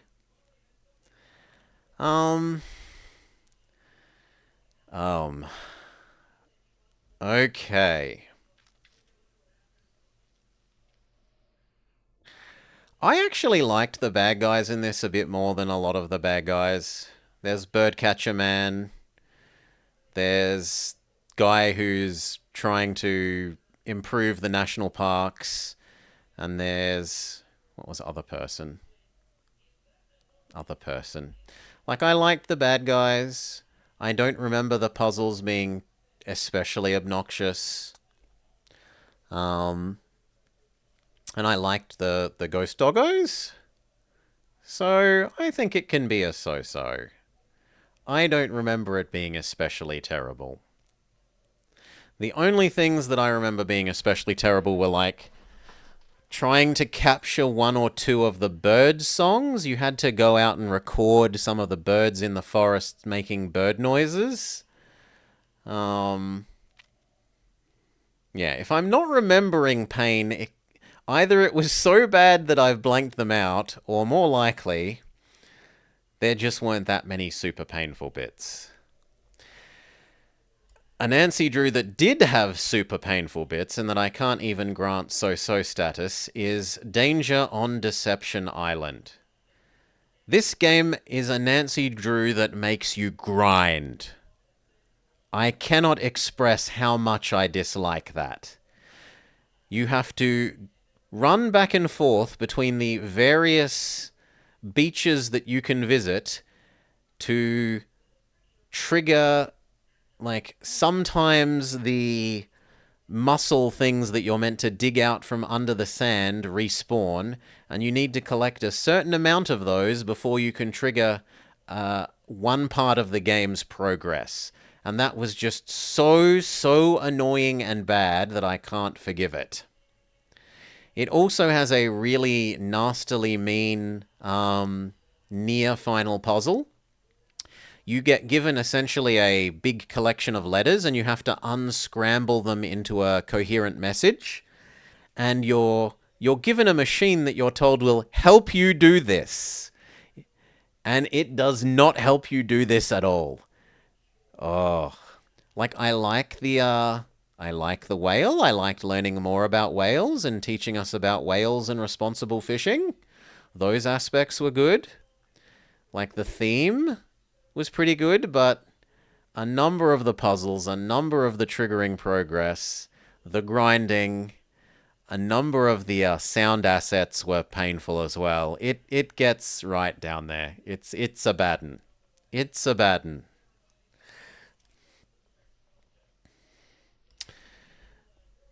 The next Nancy Drew is Nancy Drew and the Secret of Shadow Ranch. Now, Horseboy Blobber who grew up going to Pony Club, you'd think should like being pretend cowboy. And honestly, I think this is one of the better Nancy Drew ones. Aside from 2 points for triggering the game to progress more, one of which was the game actively gave us bad guidance. Like the game hinted, go to place X to trigger more story to happen, and instead you needed to go to place Y that was a different place. And the little bit of annoyance for grinding out finding all of the sticks and arrowheads. Otherwise, this was fairly good. It had a reasonably good mix of different puzzles. It wasn't just reusing the same puzzle again and again and again and again and again. Like Nancy Drew and the Maya, Nancy Drew and the Scarlet Hand. Even if I liked Scarlet Hand's theming more and the topic of interest, like I liked learning about the Maya more than I liked learning about the different kinds of beans you can grow in your garden with this one, and all the different kinds of scorpions and stuff that occur in Arizona. Like, I didn't enjoy learning about the things this one wants to teach you, but I did like the setting. I did like the characters. It did not do a good job of making the bad guys potentially, like, typically the game shows you 3 people. The formula, up at least until this stage of the Nancy Drew games, because we've been playing through them in the order, is you'll be introduced to 3 potential people who could be the bad guy. But in this one, it basically made it so that one of those could not actually be the bad guy, which is kind of bad. If you are going to have 3 suspects that you're meant to be debating between which one it is, don't make it super obvious that it isn't one of them. So it loses some points for there. I think it's still overall solid. That said, you've got to know that you're going in for a point-and-click adventure mini puzzle game. Yeah. Yeah. I liked the things enough. Almost no bugs. We had maybe one bug with reassembling the fence. Another weaker Nancy Drew entry. Nancy Drew and the Haunted Carousel. This introduces a mechanic that they then use poorly in Shadow Ranch. You have to type in a text response. So, like, the solution to the puzzle might be you have to write the word banana or something. And they do not do at all a good job of introducing and using this mechanic well in this game. The setting, I can kind of get behind question mark haunted carnival as a like enjoyable setting. And I liked the like slapsticky robot that you had to go talk to. The caricaturing of the baddies was again not so strong, and the puzzles were not so strong, such that it gets kind of dumped down into substandard as well. I'm sorry. Odama. Odama. Odama is, in terms of uniqueness and interesting concept, right up there. Superb. In terms of actually playing it, rather less so. Odama is a combination pinball and real-time tactics game. You, using voice control for the GameCube, which, as you would expect, controls terribly. Voice controlled for the GameCube is not good. It is a weak console. It does not have good processing power. The hardware is barely able to do what you're asking it to do. Add to that it's trying to use stereotypical Japanese versions of the pronunciation to recognize the words. Press forwards! Yeah, so like 10 out of 10 for interesting, unique idea, minus several million points for good execution and it actually playing well. That said, it does take it does laugh at itself pretty well. So I'm not willing to give it worse than a so-so. You've just got to understand that the voice controls are going to be jank, and you are going to have to put up with that. If you expect them to be good, then it drops down to in substandard, but I don't think any sane person would say, oh yes, a voice control game from the GameCube. It's obviously going to perform flawlessly.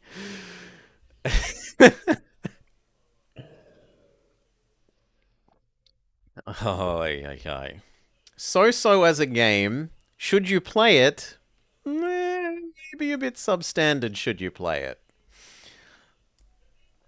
Opuna. Opuna, Opuna, Opuna. Opuna is inoffensive.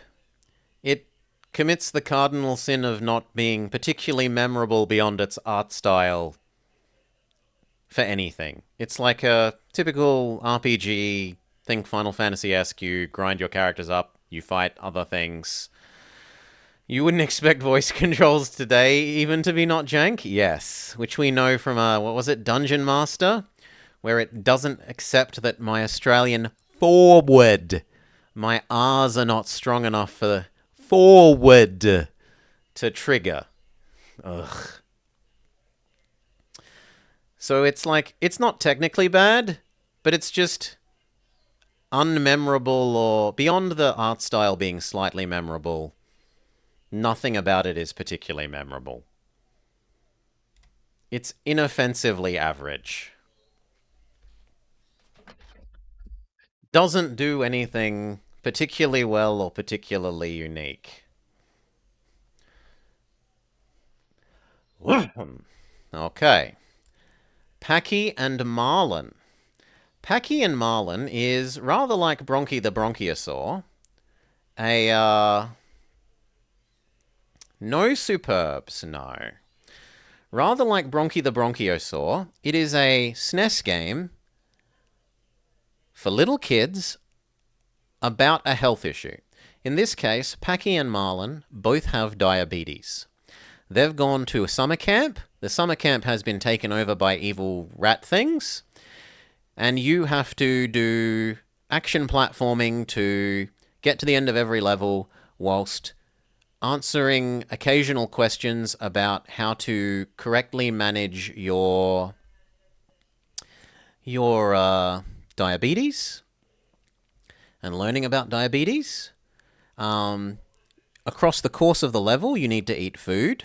It will tell you at the start, like, this level is breakfast. For breakfast, you need to eat 1 grain type thing, 2 fruit type things, and have a glass of milk. And then if you eat the wrong things or the wrong types of things or too much, it will make your blood sugar level go too high. If you don't collect enough, your blood sugar level will go too low. And you have to, just like in the real world, if you have diabetes, manage your blood sugar level either by eating more or using extra insulin. I think if more games companies were making games like this, the world would be a far, far better place. I think it is absolutely fantastic that they've tried to make a game to help little kids, understand and manage their diabetes better, not feel like monsters for having this sickness, like realize that it's just another sickness, people get it okay. I'm not some, people shouldn't be teasing me or bullying me because of this. It does a good enough job of its platforming. It does a good job of teaching the kids important things about managing their diabetes. Like, if I'm going low, what should I do? Should I have my emergency Slack and speak to an adult to make sure they understand what's happening? Or should I go run away and hide from everyone? Like, it does a really good job of what it's trying to do.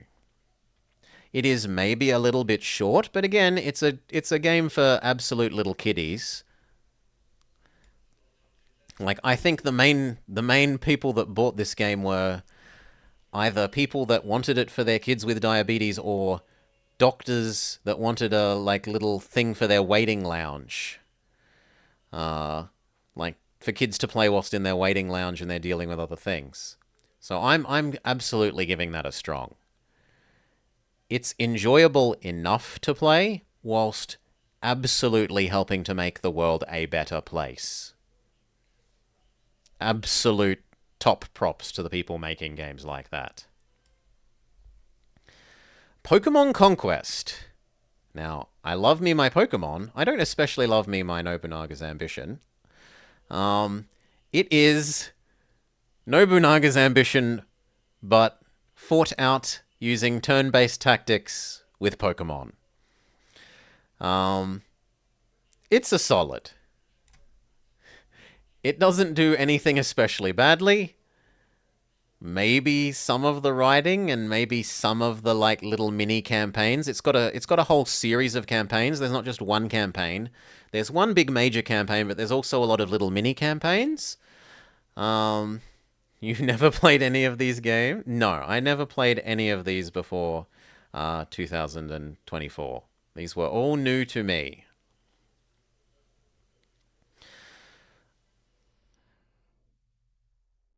Yeah, it's solid enough. If you want Pokemon and if you want another Fire Emblem-like or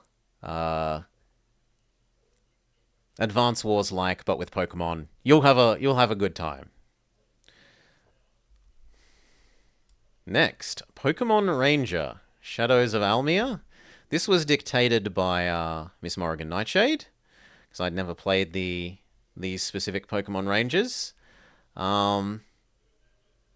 It's so-so. I didn't love the drawing lots of circles around things. And it was a little too little kid handholdy. But if you were a little kid, it would be a lovely extra Pokemon game. Now, this Gym of Mine, a sort of fan-made Pokemon game? Yeah, with a mouse, it's kind of terrible. I don't have a dedicated touchscreen. No, Finboy. I play it by holding down the mouse and wiggling the mouse around like this. It does not play the best. This Gym of Mine is an interesting concept for a Pokemon game. Instead of being the usual, I'm the little kid who's going out on my Pokemon adventure, this Gym of Mine asks the question, what if you were the gym leader? It doesn't quite go as far for that as I would like. I actually really like the idea of, as a gym leader, you have to have a series of teams for the different difficulty levels depending on what the trainer who shows up to get your badge has, so that you have to have a team to help test someone who's only going for their first badge versus someone who's going for their third badge where you need a little bit more difficult a team versus someone going for their 7th or 8th badge where you need I need a full team of 6 Pokemon. They all need to be fairly strong. They need a coherent theming and coverage and stuff. This asks a little bit of that question, but not quite enough, in my opinion. It also has some city building aspects where you spend your money to expand the city to make everyone in the city like you more, as well as bring in more income. But then it's just sort of income is used to make buildings, which gives you more income, which is used to make more buildings. That's a little bit too simple of a loop. I didn't find the city building to be particularly engaging and worthwhile. But the limitation of you must use mons that are all of the same type or else use the signature move of your type. So we did electric. So we were all electric mons or things had to know Thunderbolt. Is solid. If you enjoy competitive battling, if you enjoy Pokemon puzzling, it's solid enough. It's maybe a little short and it feels like the end is very much rushed. Like, I reached the end and I was like, that's the end? Oh, well. Yeah, we had a nice water-type team. Several of our mons were water-type for a while.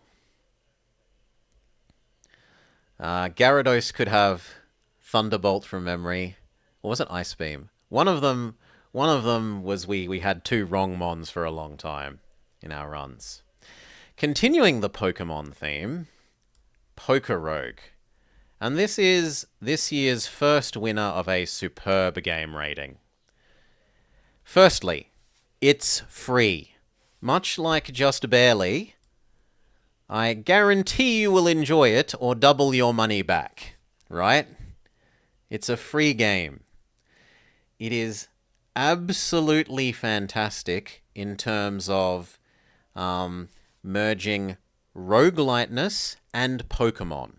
So you pick one or more starting Pokemon, you take a fight. At the end of that fight, you get to pick from some bonuses or some items, things like this.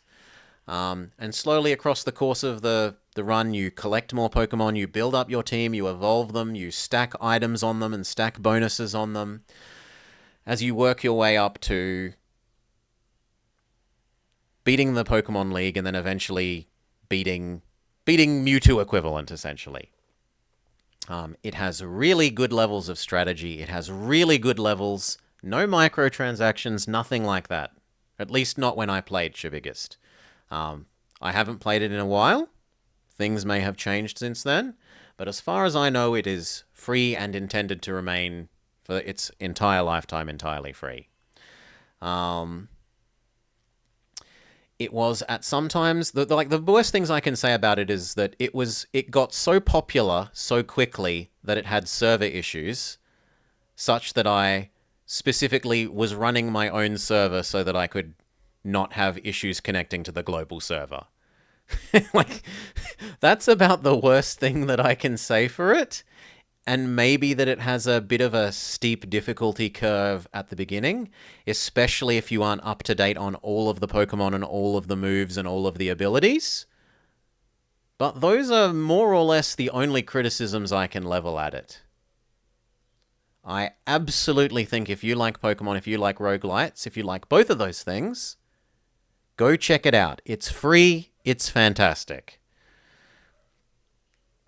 We had already played Pokemon Fusion, Dutchy. It wasn't something that we played for the first time this year. It would also... well, I don't know that I'd quite... yeah, it would probably be somewhere between Superb and Strong.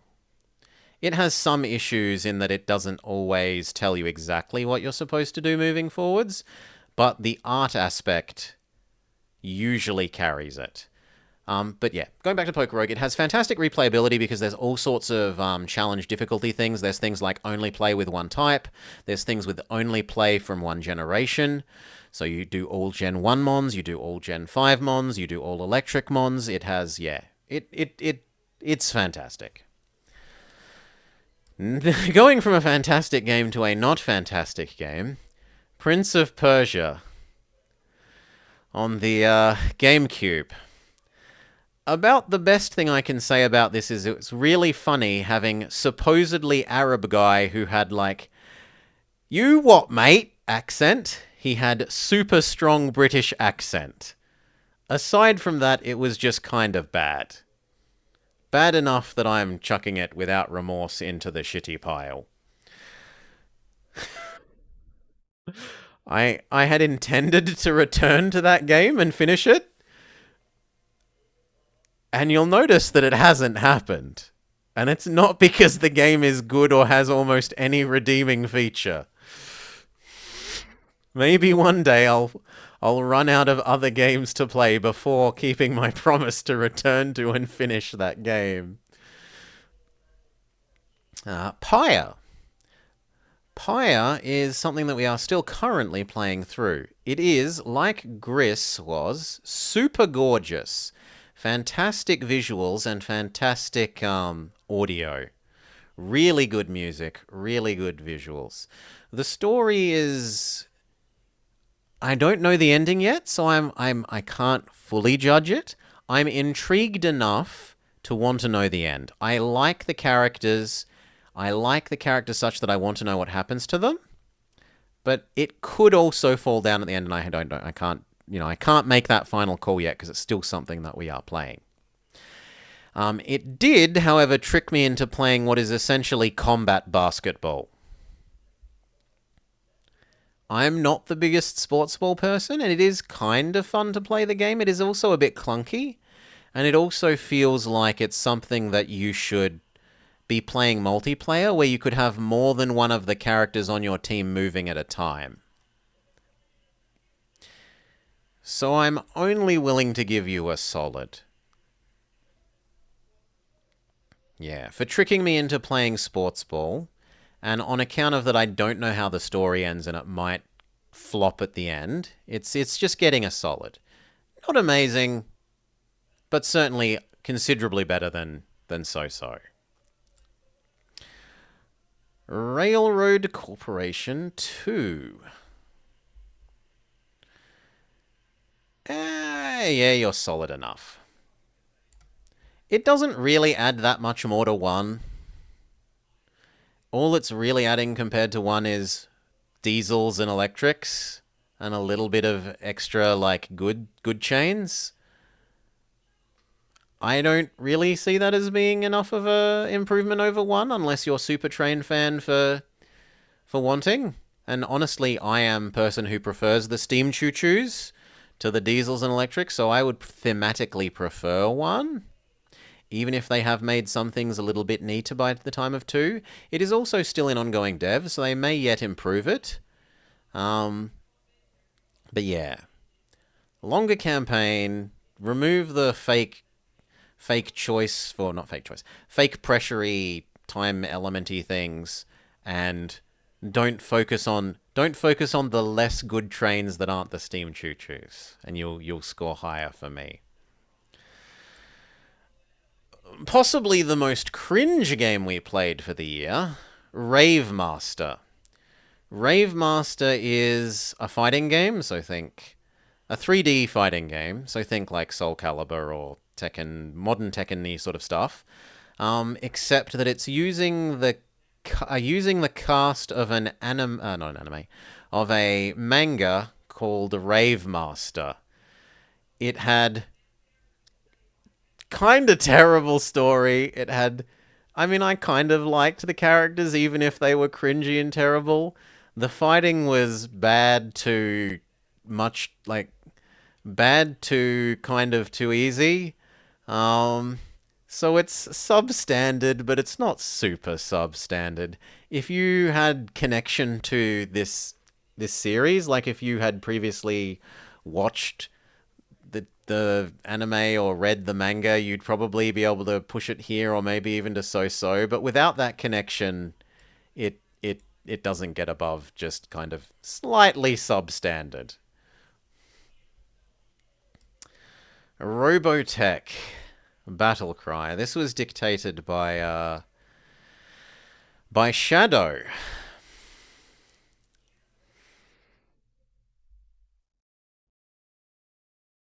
His recycled designs and plots. I mean, it looks super like Fairy Tail.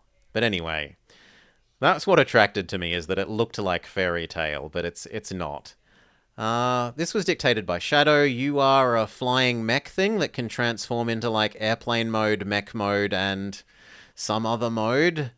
Um, it has weird issues with like when you're in flying mode, you can't fly too high because of the bounding box. Um, it has storyline isn't enjoyable issues. It has the level tells you to like defend a point and you run around shooting the things that are attacking the point, but it's not enough for no obvious reason. Um, I can't imagine unless you have a connection to this specific. Unless you really love mecha, unless you really love the idea of this series and this world, it being anything other than shitty. It's a bad Shadow game. Some of the bad games that Shadow suggests are good bad games, like Battle Construction Vehicles was. That was a good bad game, but this is just a bad game.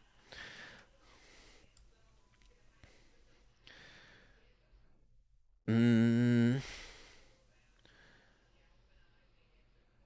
all right. Rodea. Fusion we definitely did it midway through last year as well, Dutchy, because I did a I did a Halloween themed thing mid last year. Uh, but anyway, Rodea the Sky Soldier. What if Sonic was an aeromorph? Basically. So, like GameCube plus era Sonic game, but Sonic is an aeromorph, an airplane, a human airplane.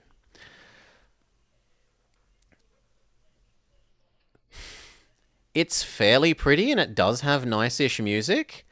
The story was okay for cliche anime garbage. Like it was solid enough for that. The thing is, you go to play it and you feel how it could be fun. Like you feel playing with the controls, how if if the motion controls just worked that bit better, if they just worked smoothly and neatly and as you'd want them to, that it would be super fun flicking yourself around at high speed.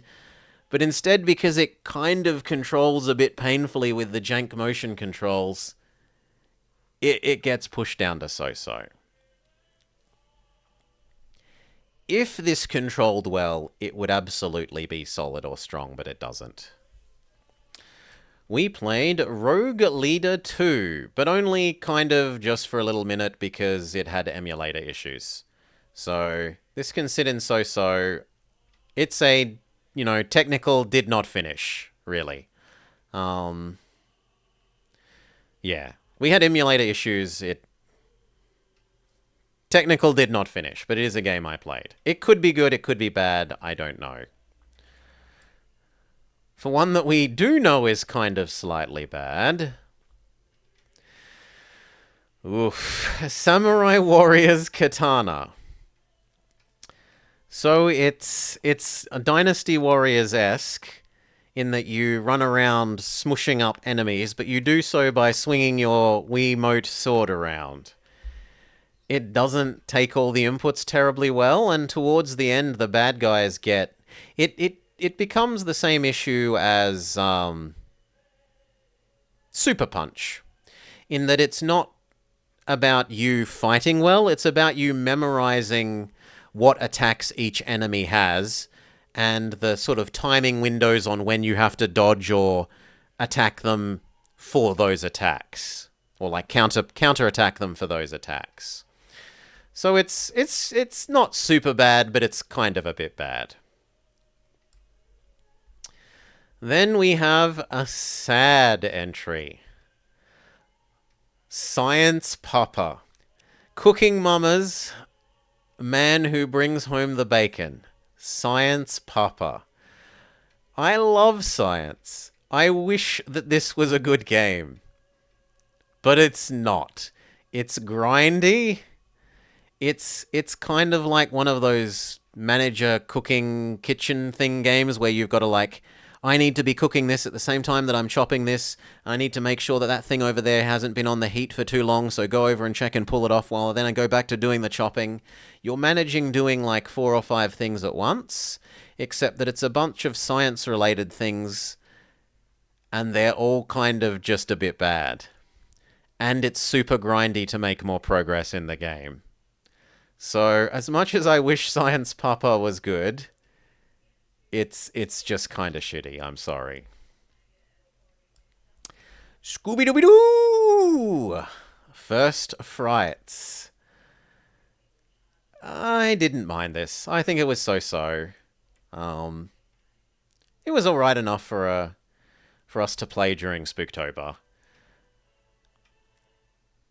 I know there are some purists who are going to be like, they don't use the right voice actors and blah blah blah, but I'm not that level of autistic about getting my Scooby Doo right. So I was okay with it. It felt like they were the right characters. They behaved the way you expect them to behave.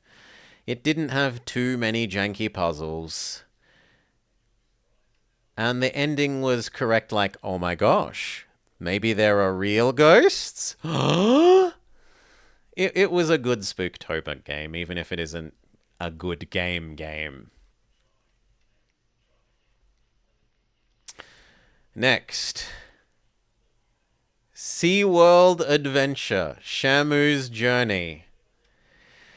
And here we have achieved our second Dino Crisis, or Sisrik Onid. Dino Crisis backwards. Dino Crisis tier level game.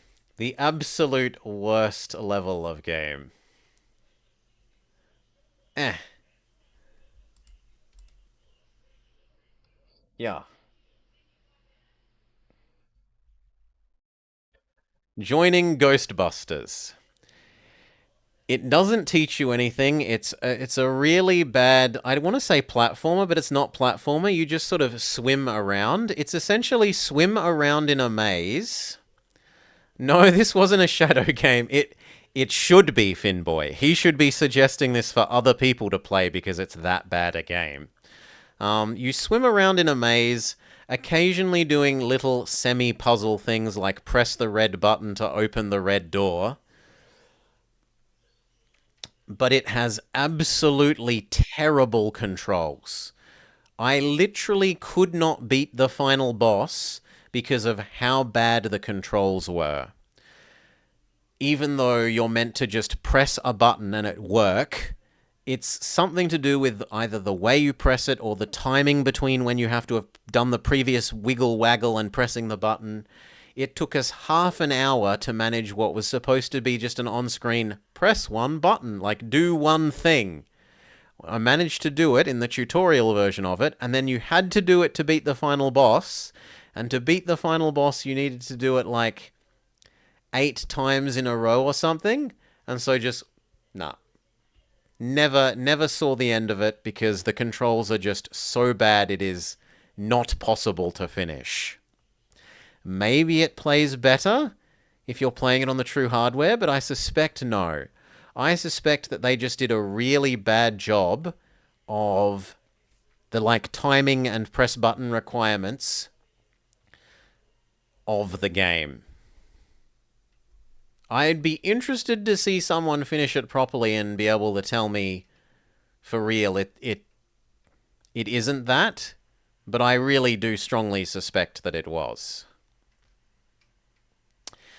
We return to Senior Detectives games with Sherlock Holmes, Crimes and Punishment. What do I remember specifically about this one? I don't remember anything especially special about this one. Let me look it up.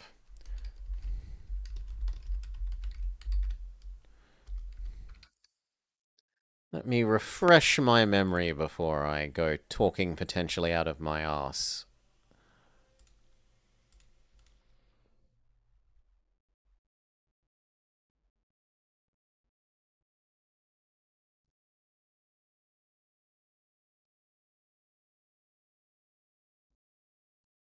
Okay.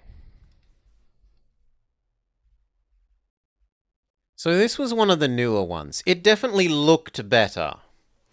It definitely looked better than a lot of the others. It had the one like supposedly child person who looked like an adult, but otherwise, or other way around. Um, but otherwise, it was fairly decent. So I'm willing to give you a solid. You're better than average, but not especially good.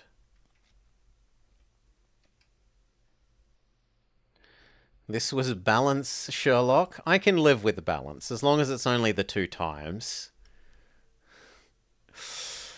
Then we have Sherlock Holmes versus Jack the Ripper. It does get points for trying to introduce and, like, describe and do well that period of time with the, like, Penny Dreadfuls and the actual history of Jack the Ripper.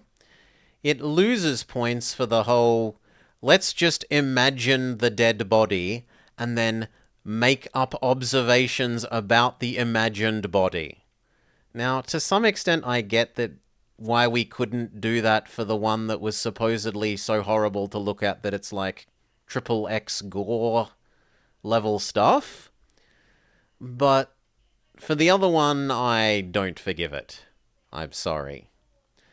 Um, So yeah, you're more a so-so for me. I'm gonna have to say. Sherlock Holmes the Awakened. Boo! What's the point of being Sherlock Holmes if there's literal magic in your world and the answer to any weird mystery thing can just be it's magic? I don't like this thematically. I don't think that logical mystery solving man works well with literal Cthulhu magic setting. It's also a little bit painful for some of the puzzles. The like draw the sigils puzzles and the like move the shit around so that you can fill things with each other puzzles. But the biggest neg for me is the theming. Alright, what else did we play? We played Sim City for the SNES, as dictated by the real Decoy. Um, yeah, so-so. I think viewing it as a function of its age, it's so-so. I didn't like the disastery type things, aside from the fact that they didn't make it Godzilla that was destroying the town, instead it was King Koopa. That was a nice little flavorful thing. But otherwise, just so-so. The bridges were really cool and fancy, the little pop-up and pop-down bridges. But other than the pop-up and pop-down bridges and the King Koopa, I don't remember too much more that was especially good or especially bad. Next, Slice and Dice. I don't like it, but I think it's only kind of so-so. And the things that I don't like about it are things you can fix. Things it does well. It is a nice little roguelite, and it's a nice build your party up roguelite. You're essentially collecting a dungeon party, like a traditional D&D party, and you're evolving them a la Pokemon into better classes and giving them better items to let them attack and work their way towards defeating Big Mega Boss at the end of your roguelite run. The trouble is, it doesn't do a good job of letting you know which classes can then evolve into which things, because there's like evolution trees. You need to go from basic fighter to, I don't know, let's just call it red fighter, and then red fighter goes to, I don't know, super red fighter as an example.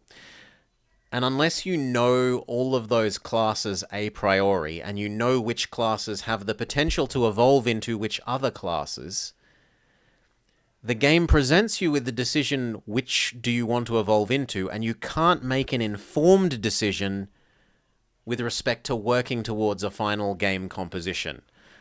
unless you're willing to go look it up on a wiki or play through and fail enough times to discover by the power of, exploring everything which things can evolve into which things. I didn't like that. I think the better thing to do would be to have an in-game Pokédex equivalent which tells you these ones can evolve into these ones can evolve into these ones. And it feels worse because the game does do such a good job of giving you those Pokédex equivalents for so many of the other things. There is an item Pokédex. It tells you what all the items are at all the different levels so that you know when you're picking get a random tier 6 item, you can go look at all the tier 6 items and think which of those would be good for me, which of those would be useful, which ones would be garbage. You can make an informed decision on that. You can make an informed decision on the items. It gives you a really good description of how the rules work for all the keywords. So there are special effect keywords to do with a number of the attacks, and it tells you like here's the rules. The keywords apply left to right, etc., etc. Like because it does such a good job of explaining those things, it feels like a gaping hole that it doesn't tell you how the class evolution tree works. Other than that, it also feels like the way that it does difficulty, by giving you, as you turn up the difficulty slider, you start with a collection of negative buffs, but the pool, it gives you a random assortment to pick from, and until you, like, beat a certain amount of the game, it doesn't let you re-randomize them. So if you get a collection that you as a player don't understand how you're meant to beat them, you can just be stuck with them and never make more progress. You can never re-roll into a different pool of them because you have so much trouble with the ones that it presents you. And I think that's bad. Unforgivably bad. They could do so much better job of their difficulty system. So, although there are things that I think are very, very solidly good about it, there are also things that I think are very solidly bad about it. And for me, therefore, overall, I'm not willing to give it more than so-so. Next, we have Solar to Robo, Return to Coda. And here we have what I'm willing to give the second superb game for the year. For a DS game, it looks absolutely fantastic. It has really lovely music. It has an art style that it executes on consistently and well. Now, maybe you don't like the anthro-animal art style. Fair. I grew up with Star Fox. The anthro-animals I don't find them troubling for me. It makes a number of stylistic choices that I think are impressive and out there. So regardless of which version of the game you play, whether you play the Japanese version, whether you play the English version, whether you play the German version, whether you play the French version, all of the voice lines for all of the characters, when they do their little, I make a little voice line while you see the on-screen text bubble, they're always French. And the creators of the game have done that intentionally because they want the setting to feel Frenchy. And that is a big call. Most games will 100% of the time either go, original, we can't be asked doing new voice acting, or give every language that we translate it into their own voice acting so that everyone gets what they're used to. Intentionally giving people a different language to help build the world and feeling of the world is a move that I can super respect, and I think that they have pulled it off. My criticisms for the game would be that the fighting is a little too easy, especially once you get a large number of the upgrades. It's too easy, but I liked the story. I enjoyed playing I enjoyed the puzzling, I enjoyed the platforming, I enjoyed the fighting, even if it was at times a bit too easy. It looked really good. It's got lots of little side quests. It's got a world full of characters that I like. Like I still like Little Lion. I like Little Lion enemy guy who's just a bro and he's not like actually trying to be our enemy, but he's on the side of the bad guys, so he fights us, but he's a bro about it. And like, yeah, I can thoroughly suggest if you want a DS game, if you want to play a DS game that you haven't played, you feeling some console nostalgia, but you want to play a new game, check out Solata Robo. Red the Hunter Return to Coda. We also have Spiritfarer. Spiritfarer, Spiritfarer. You are also a superb game. Critical hit to the feels. This game, I was worried. I played this game because a real life friend, recommended it. I was worried that it was going to be a little bit of do nothing game. And there is maybe a little bit of that in terms of that there's a little bit too much farming, grinding sort of to do. But it's not that there's nothing to do, it's that you've always got something to do. You can always be crafting some more things. You can be growing some more foodstuffs to make into meals. You could be cooking some more meals to unlock some more meal combos you don't have to give to people to test out what's their favorite meal. It has nice art, nice music. The platforming is fine. Some of the side quests are a little meh, but it does an excellent job of storytelling, an excellent job of making you feel them feels that I'm absolutely willing to give it a superb. My criticisms would be, at times it can be a bit too grindy, although in part that's my fault. Like, once you have enough food to feed all the people on the ship for a couple of months, maybe you don't need to be continuing to grind stuff. You don't need to make number go up just because you can. Fair. What I would do to improve it is there are times when it doesn't let you quite know what is gating your ability to progress into the new zones, because the world is like delineated into certain zones. And it would be nice if it didn't let you sell things. Well, it would be nice if the shop owners didn't delete when you sell them things. You can sell them things that you need to upgrade the ship that then afterwards re-earning is genuine grind, not just self-inflicted grind, to earn back. I don't think that aspect is good. I think that the shop owners should keep everything that you sell them that is like a critical upgrade type item, and that you could re-buy it later, buy it back from them, to get those final couple of upgrades that otherwise it's a massive pain to earn. Absolutely lovely. You want a feels game? Go play Spiritfarer. Okay, what else do we have on the to-do dockets? We have Spore. Creatures. This is the Spore DS game, as was dictated by, I think, Sergeant Cookie. I think it's an okay game. I would say it's maybe a solid game if you're a little kid. My reasoning for this is that it's much too grindy as an adult. So what you do is you combine various body parts into a monster.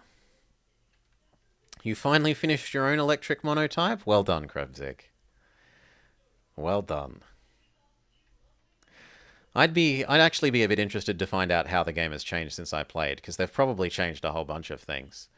You combine various monster bits to assemble your own Build-A-Bear, but it's a Build-A-Monster.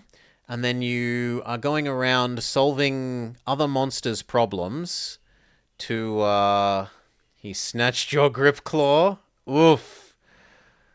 Yeah, he is a bit of a monster when he goes full infinite item steal. You've got to have lots of shitty items on you so that he statistically steals your pointless berry number 6. Anyway. The trouble is that to earn the points you need to assemble lots of good body parts, you have to do a fair bit of grinding. We beat most of these? Yes. Some of the ones that were dictators were only 2 hours, but that would be less than... That would be solidly less than, like, 1 in 8. Most of these games are... The overwhelming majority of these games would be things that we played through.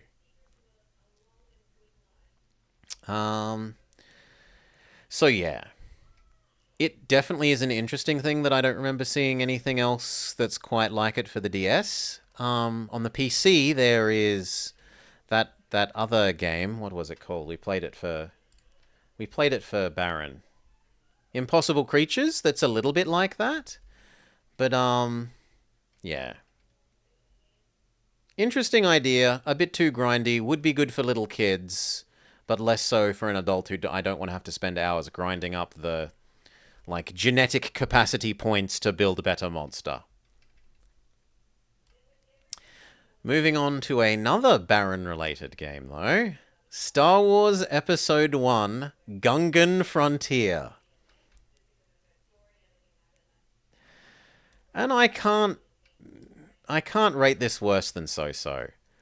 Baron was trying to sell up that this is a terrible game, no one should want to play it, I'm going to punish people by making them play it. And I just don't think it's bad. It's an ecology simulator game. So you have an environment, a big, like, imagine a big open plain, or maybe a beachfront, or something like that. And what you do is you drop in plant seeds and monsters, and then you wait for time to pass and the dynamics to change. So like if you plant lots of plant seeds, lots of plants will grow. And then when lots of plants will grow, the more herbivores will increase in their number. And then once the herbivores increase in number, the carnivores will increase in number. And you have to achieve the right mix of combinations of different kinds of things that eat each other in the right mix to get overall point high scores, essentially. It's a fairly impressive ecology sim. It's a game that's trying to teach kids, school-age kids, about population dynamic balancing, ecology type stuff. And I think it does a good job of those things. Is it especially fun to play? Not really. You're mostly just trying things and watching little bar graphs representing how much of a population there is go up and down. But is it terrible? Nah. It does what it's trying to do. It does it fine. It's shamelessly hooking into a beloved IP for sure. There's no need for this to be a Star Wars game. This could just as easily be a real world setting game, but it's probably more fun for little kids for it to be space alien-y stuff. I think it's fine. Next, Bomberman for the SNES, as dictated by Decoy. In terms of puzzles, it's okay, but the controlling and the like randomness on some of the stuff means me drop this down to substandard. Things like having how to explain. There are times when you will use a bomb to put out a fire that's blocking your way. That fire will automatically turn back on after a random period of time. So you can get completely screwed over by set bomb deletes fire, you try to walk over it, oh look, it randomly turned on as you were walking over it. Instead of something more consistent like you use bomb makes fire turned off for fixed period amount of time, so you can walk over it. It has a number of things like that where the game is a bit RNG punishing you and unfair. So, substandard for me. It also does times where it doesn't explain... It introduces new mechanics and doesn't explain them. Like the flying spaceship and the boingy trampoline-y things. Next up, Sys-Op Saga. Oh, good lord. Sys-Op Saga. Yeah. You're straight down into Dino Crisis tier. Boop. Dino Crisis tier terrible.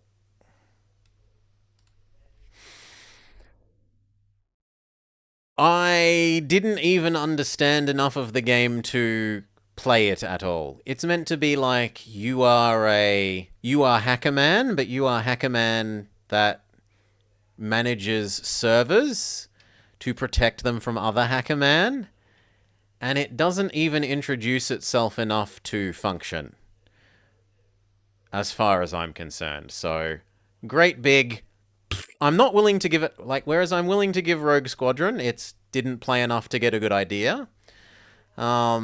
This is so bad that even though we played so little, I am willing to dump it straight into garbage land. Yeah, yes, Dusty. It's 9 o'clock in about 3 minutes for me. So 3 hours and 3 minutes till midnight for Blobber. Next up, Tail Concerto. Tail Concerto is a PS1. I wouldn't say RPG in terms of you like. It's a story game, kind of. It's action platformery story. It is set in the same world as Solata Robo, Red the Hunter.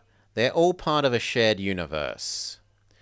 I was interested to see the earlier game and how it was different to the much later game. And they're very, very different. It gets lots of credit for a number of things. It has adorable characters. Yes, the story and those characters are very kidsy, but that's its target audience. It gets a pass for that. It has absolutely fantastic full anime video cutscene stuff. Like, I don't remember anything that I played during that era having that. Certainly not for like the 64. So it gets big points for that level of cutscene. It was, aside from the one boss and the like final sequenced layered vertical tower thing just before the final boss, it was good to play. Good enough to play. The controls a little bit clunky in that they're tankish controls, but that goes with it being such an old game. Like, they could definitely do better with the controls these days if they were remaking it. But for the time, the controls are okay enough. It has nice graphics, nice story, nice dialogue. I like the characters, I like the world, I enjoyed finding out about them and fleshing them out.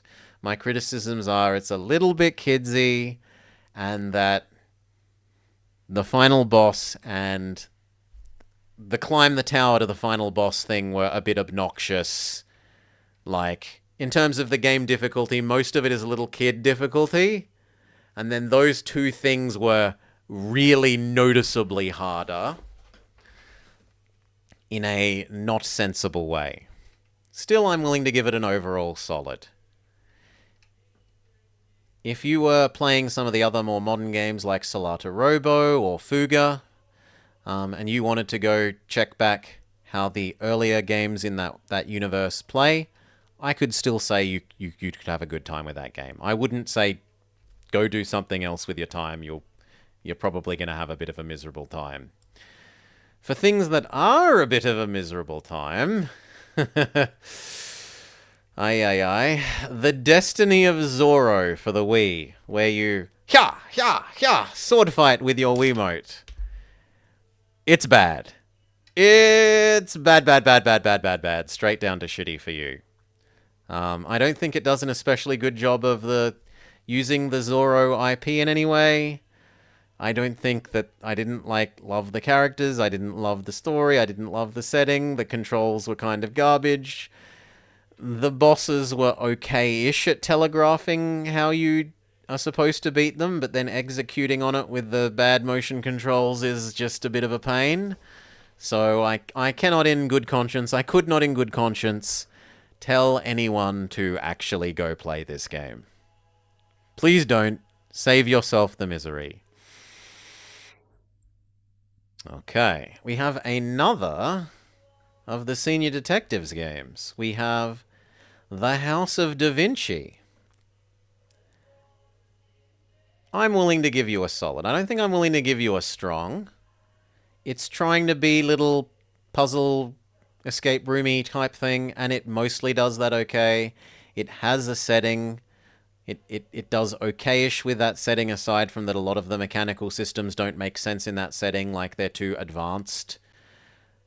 Especially when we get up to the tank bit was a bit silly. But if you're looking for... It presents itself as what it's intending to be, and it does a reasonable enough job of that. You're not going to go into this thinking that it's like Pyre, where I thought it was action combat-y game and it's actually sports ball game. It's combat sports ball, and I've been tricked into playing it. You're going to understand what this is, obviously. Next, The Wild Thornberrys Animal Adventure for the PlayStation 1. It's a little bit substandard. It does an okayish job of using the Wild Thornberrys IP. Let's move this up some more. It does an okayish job of using the Wild Thornberrys IP. It's essentially a collection of mini-games with a different collection on mini-games on each continent. You travel to each continent, find out a little bit about the animals of that continent, a la Wild Thornberrys, and then you defeat the mini-games. The trouble is, most of these mini-games are completely unoriginal in any way, shape, or form, and at best, okay. So there's one that is completely knockoff Snake or knockoff Centipede. There's another one that's knockoff Tic-Tac-Toe. There's another one that's knockoff, there's all sorts of these traditional classic games, knockoff Pong, knockoff, etc., etc., that you look at them and you say, you've just copied this other game and shoved the Wild Thornberrys graphics over it. And it doesn't usually do a bad job of those games. They do an okay job, but there's nothing original or special or especially worthwhile about them that you won't have played before. For collection of minigames for little kid, as well as maybe teaching little kid a little bit about the continents and what animals are on them, kind of okay, but overall, the couple of pain points and the not quite so amazing graphics, the relative shortness, and the fact that so many of the mini-games are blatant rip-offs of other games gets it shoved down to substandard. Tintin in Tibet. Straight into the Dino Crisis tier for you. It's super terrible. It's... Oh god, having to action platform around whilst being on a unreasonably short timer that will send you back to the start of the game if you can't, win the whole game up to that point. Oh, it's bad. Bad controls that don't teach you some of the mechanics about moving things around or moving the boxes around or talking to people. It's just... Yeah, I wanted it to be good because I like Tintin. I enjoyed watching the animated show as a kid, but it's just such a bad game. Do not subject yourself or anyone you know or like to this. Only use this to torture people. It is that bad. Speaking of bad, the bus game. Tokyo Bus Guide, as brought to us by Miss Morrigan Nightshade, dictated. It's somewhere between substandard and so-so. Even if meme-wise I hate buses, I think it does a reasonably okay job of pretending to be a bus. Oh, and we've gotten bigger again, so we need to shrink down. It does a reasonably okay job of pretending to be a bus. My biggest criticisms would be that the other drivers don't actually respect the traffic lights very much. If you've got I'm allowed to turn green, like a green arrow, I'm allowed to turn right across traffic, and then the other person just zooms into the oncoming traffic when you have right of way and a green light, is kind of painful. It does do a good job of, like, you have to pull up smoothly to be a nice, comfortable bus ride. You have to indicate. You have to change gear. You have to press the buttons that open the door on the bus. Like those things, the being a bus simness, and especially the, like, being a bus in Tokyo, where you're running actual routes and seeing actual landmarks of Tokyo. Those aspects it does well. The AI for other cars driving around and respecting the traffic lights, it does poorly. So I'm willing to give it a so-so, because it does what it's trying to do mostly okay with a couple of faults. Even if I don't specifically like what it's trying to do. If you want a bus simulator, I think it would be okay. If you want a bus simulator for in Tokyo, sure, maybe even up to solid or strong. It's moderate. I mean, there's only so many times that indicate right, pull out right, change gear, maybe change lanes once or twice, indicate left, pull over left, press button to open door, loop. Like, that gets fairly old fairly quickly, Finboy. I don't think it does a bad job of doing that thing, but that thing isn't, I think, inherently something that has a lot of hours of enjoyment to be had for it. Now, maybe that's me. Maybe there are people who want nothing more than to spend tens of thousands of hours playing that experience. Power to them. I hope they have a great time with it. I'm not calling it shit. I think it does an okay job of everything except the other traffic respecting the road rules, respecting the traffic lights. We did get to see a train. We got to see a much better form of transport. Okay, next up, Touch Detective for the DS. I'm kind of torn between so-so and substandard.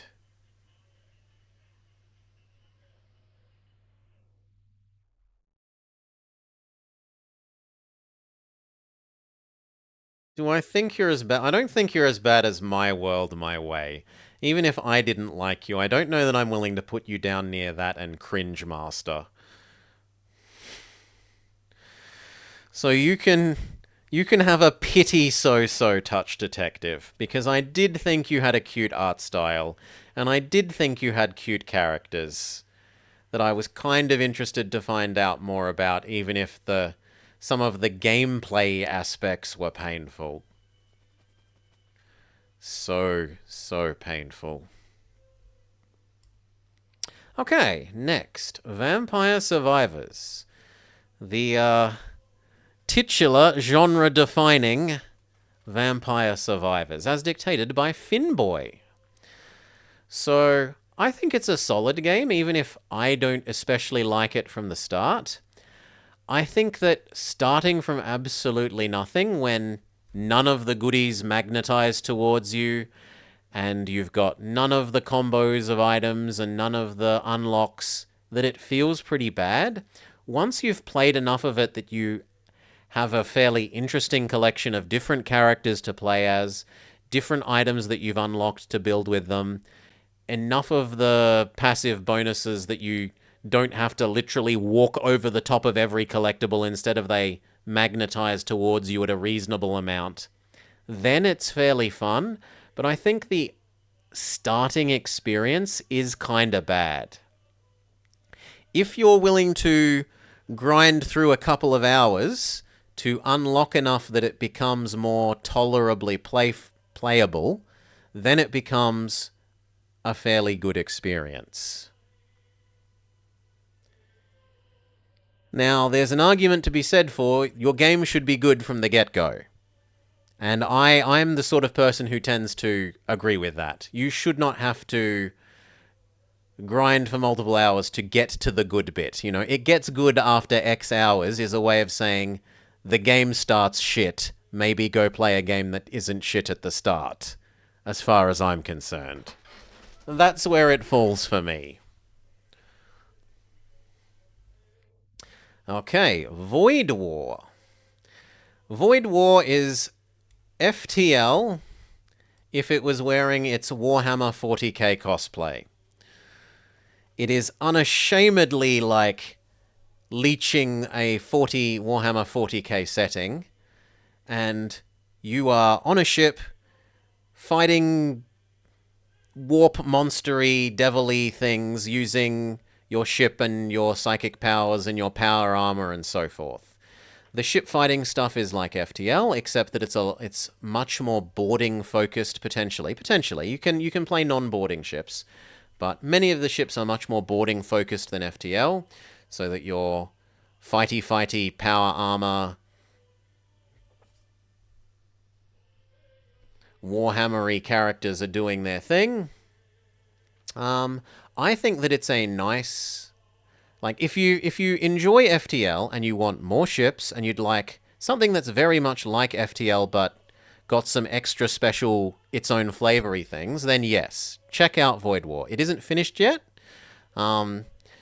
which is a point against it, but I think there's enough even to enjoy it now. There's a whole bunch of different ships. There's a whole bunch of different captains for those ships.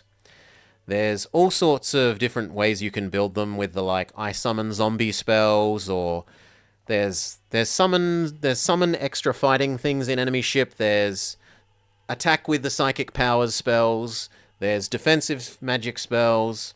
There's lots and lots that's good there, and I'm very interested to see the final product. I think that for now it's a solid. I'd be willing to put it up into a strong, potentially when they finish the game and we get to see just how much more content they make. So it's a solid for now, tentatively, probably strong eventually. It looks like the devs are going to do a decent job, but you can never make any promises. So solid for now, evaluate the game as it is. We are nearing the end. We have Wallace and Gromit, Project Zoo. And I'm sorry, but you're just slightly substandard. I love Claymation, I love Wallace and Gromit. It did a good job of the voice acting, it did a good job of the characters, and, like, the setting was the zoo, where they nominally have the penguin from, the evil penguin man.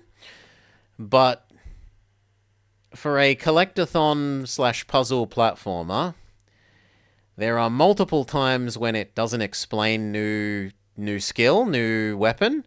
There are a number of times when it had buggy triggers that literally were impeding progress.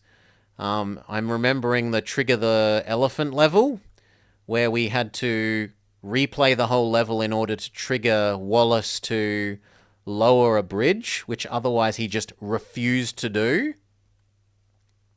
So it's got some bugs, it's not the most enjoyable to play, it's got some tutorialization and explaining issues. Unless you are especially in love with Wallace and Gromit, or you really, really, really want another collectathon to go play that's new for you, I would suggest avoiding Wallace and Gromit Project Zoo. And so we come to the last of the titles for this year. The Ware Cleaner, which I am willing to once again shove into superb rating.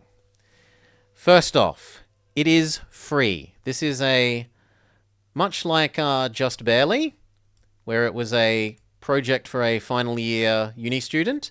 Ware Cleaner is a final year uni student project, but it's not for a single uni student. It's for a whole team of uni students out of, I think it's University California, where they have come together and they have made this cute game where it is a stealth cleaning game. So you run around as little werewolf guy. You are meant to clean up all of these messes. And the stealth aspect is that if any of the co-workers in your business place see you whilst you're a werewolf cleaning, then you have an uncontrollable urge to eat them. It is super cute. As I said, it is free. You can grab it now on Steam.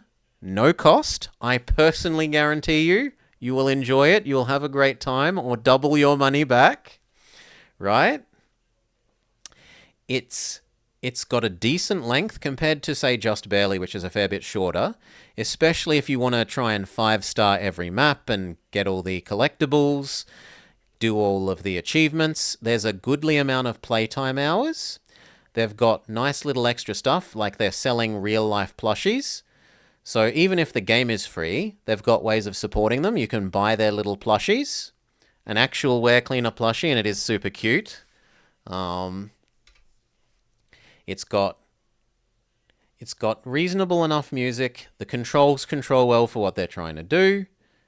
It's fairly unique. It's absolutely like the stylistically cuteness and contrasting that with being the I'm the monster werewolf who eats everyone is fantastic. Yeah. Could not more highly recommend. It's free. Absolutely everyone. If you haven't played it, go grab it from Steam. It's free. Check it out.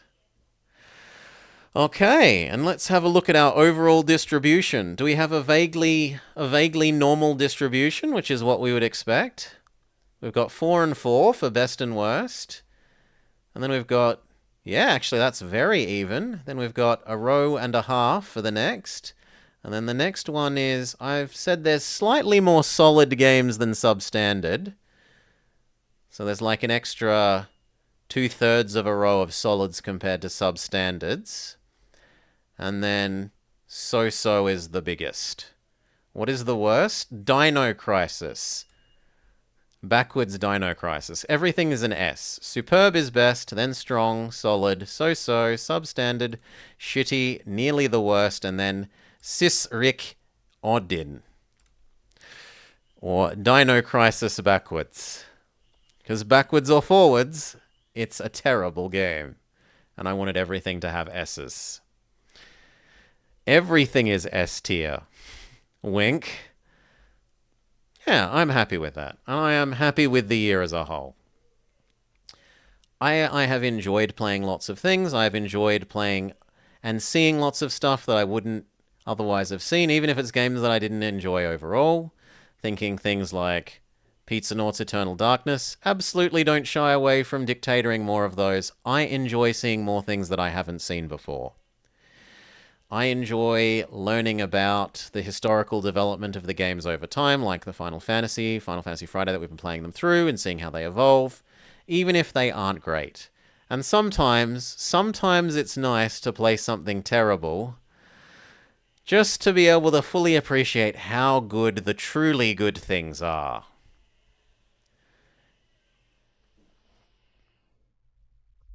Okay. Cheers all. Thank you for joining me for Year in Review 2024.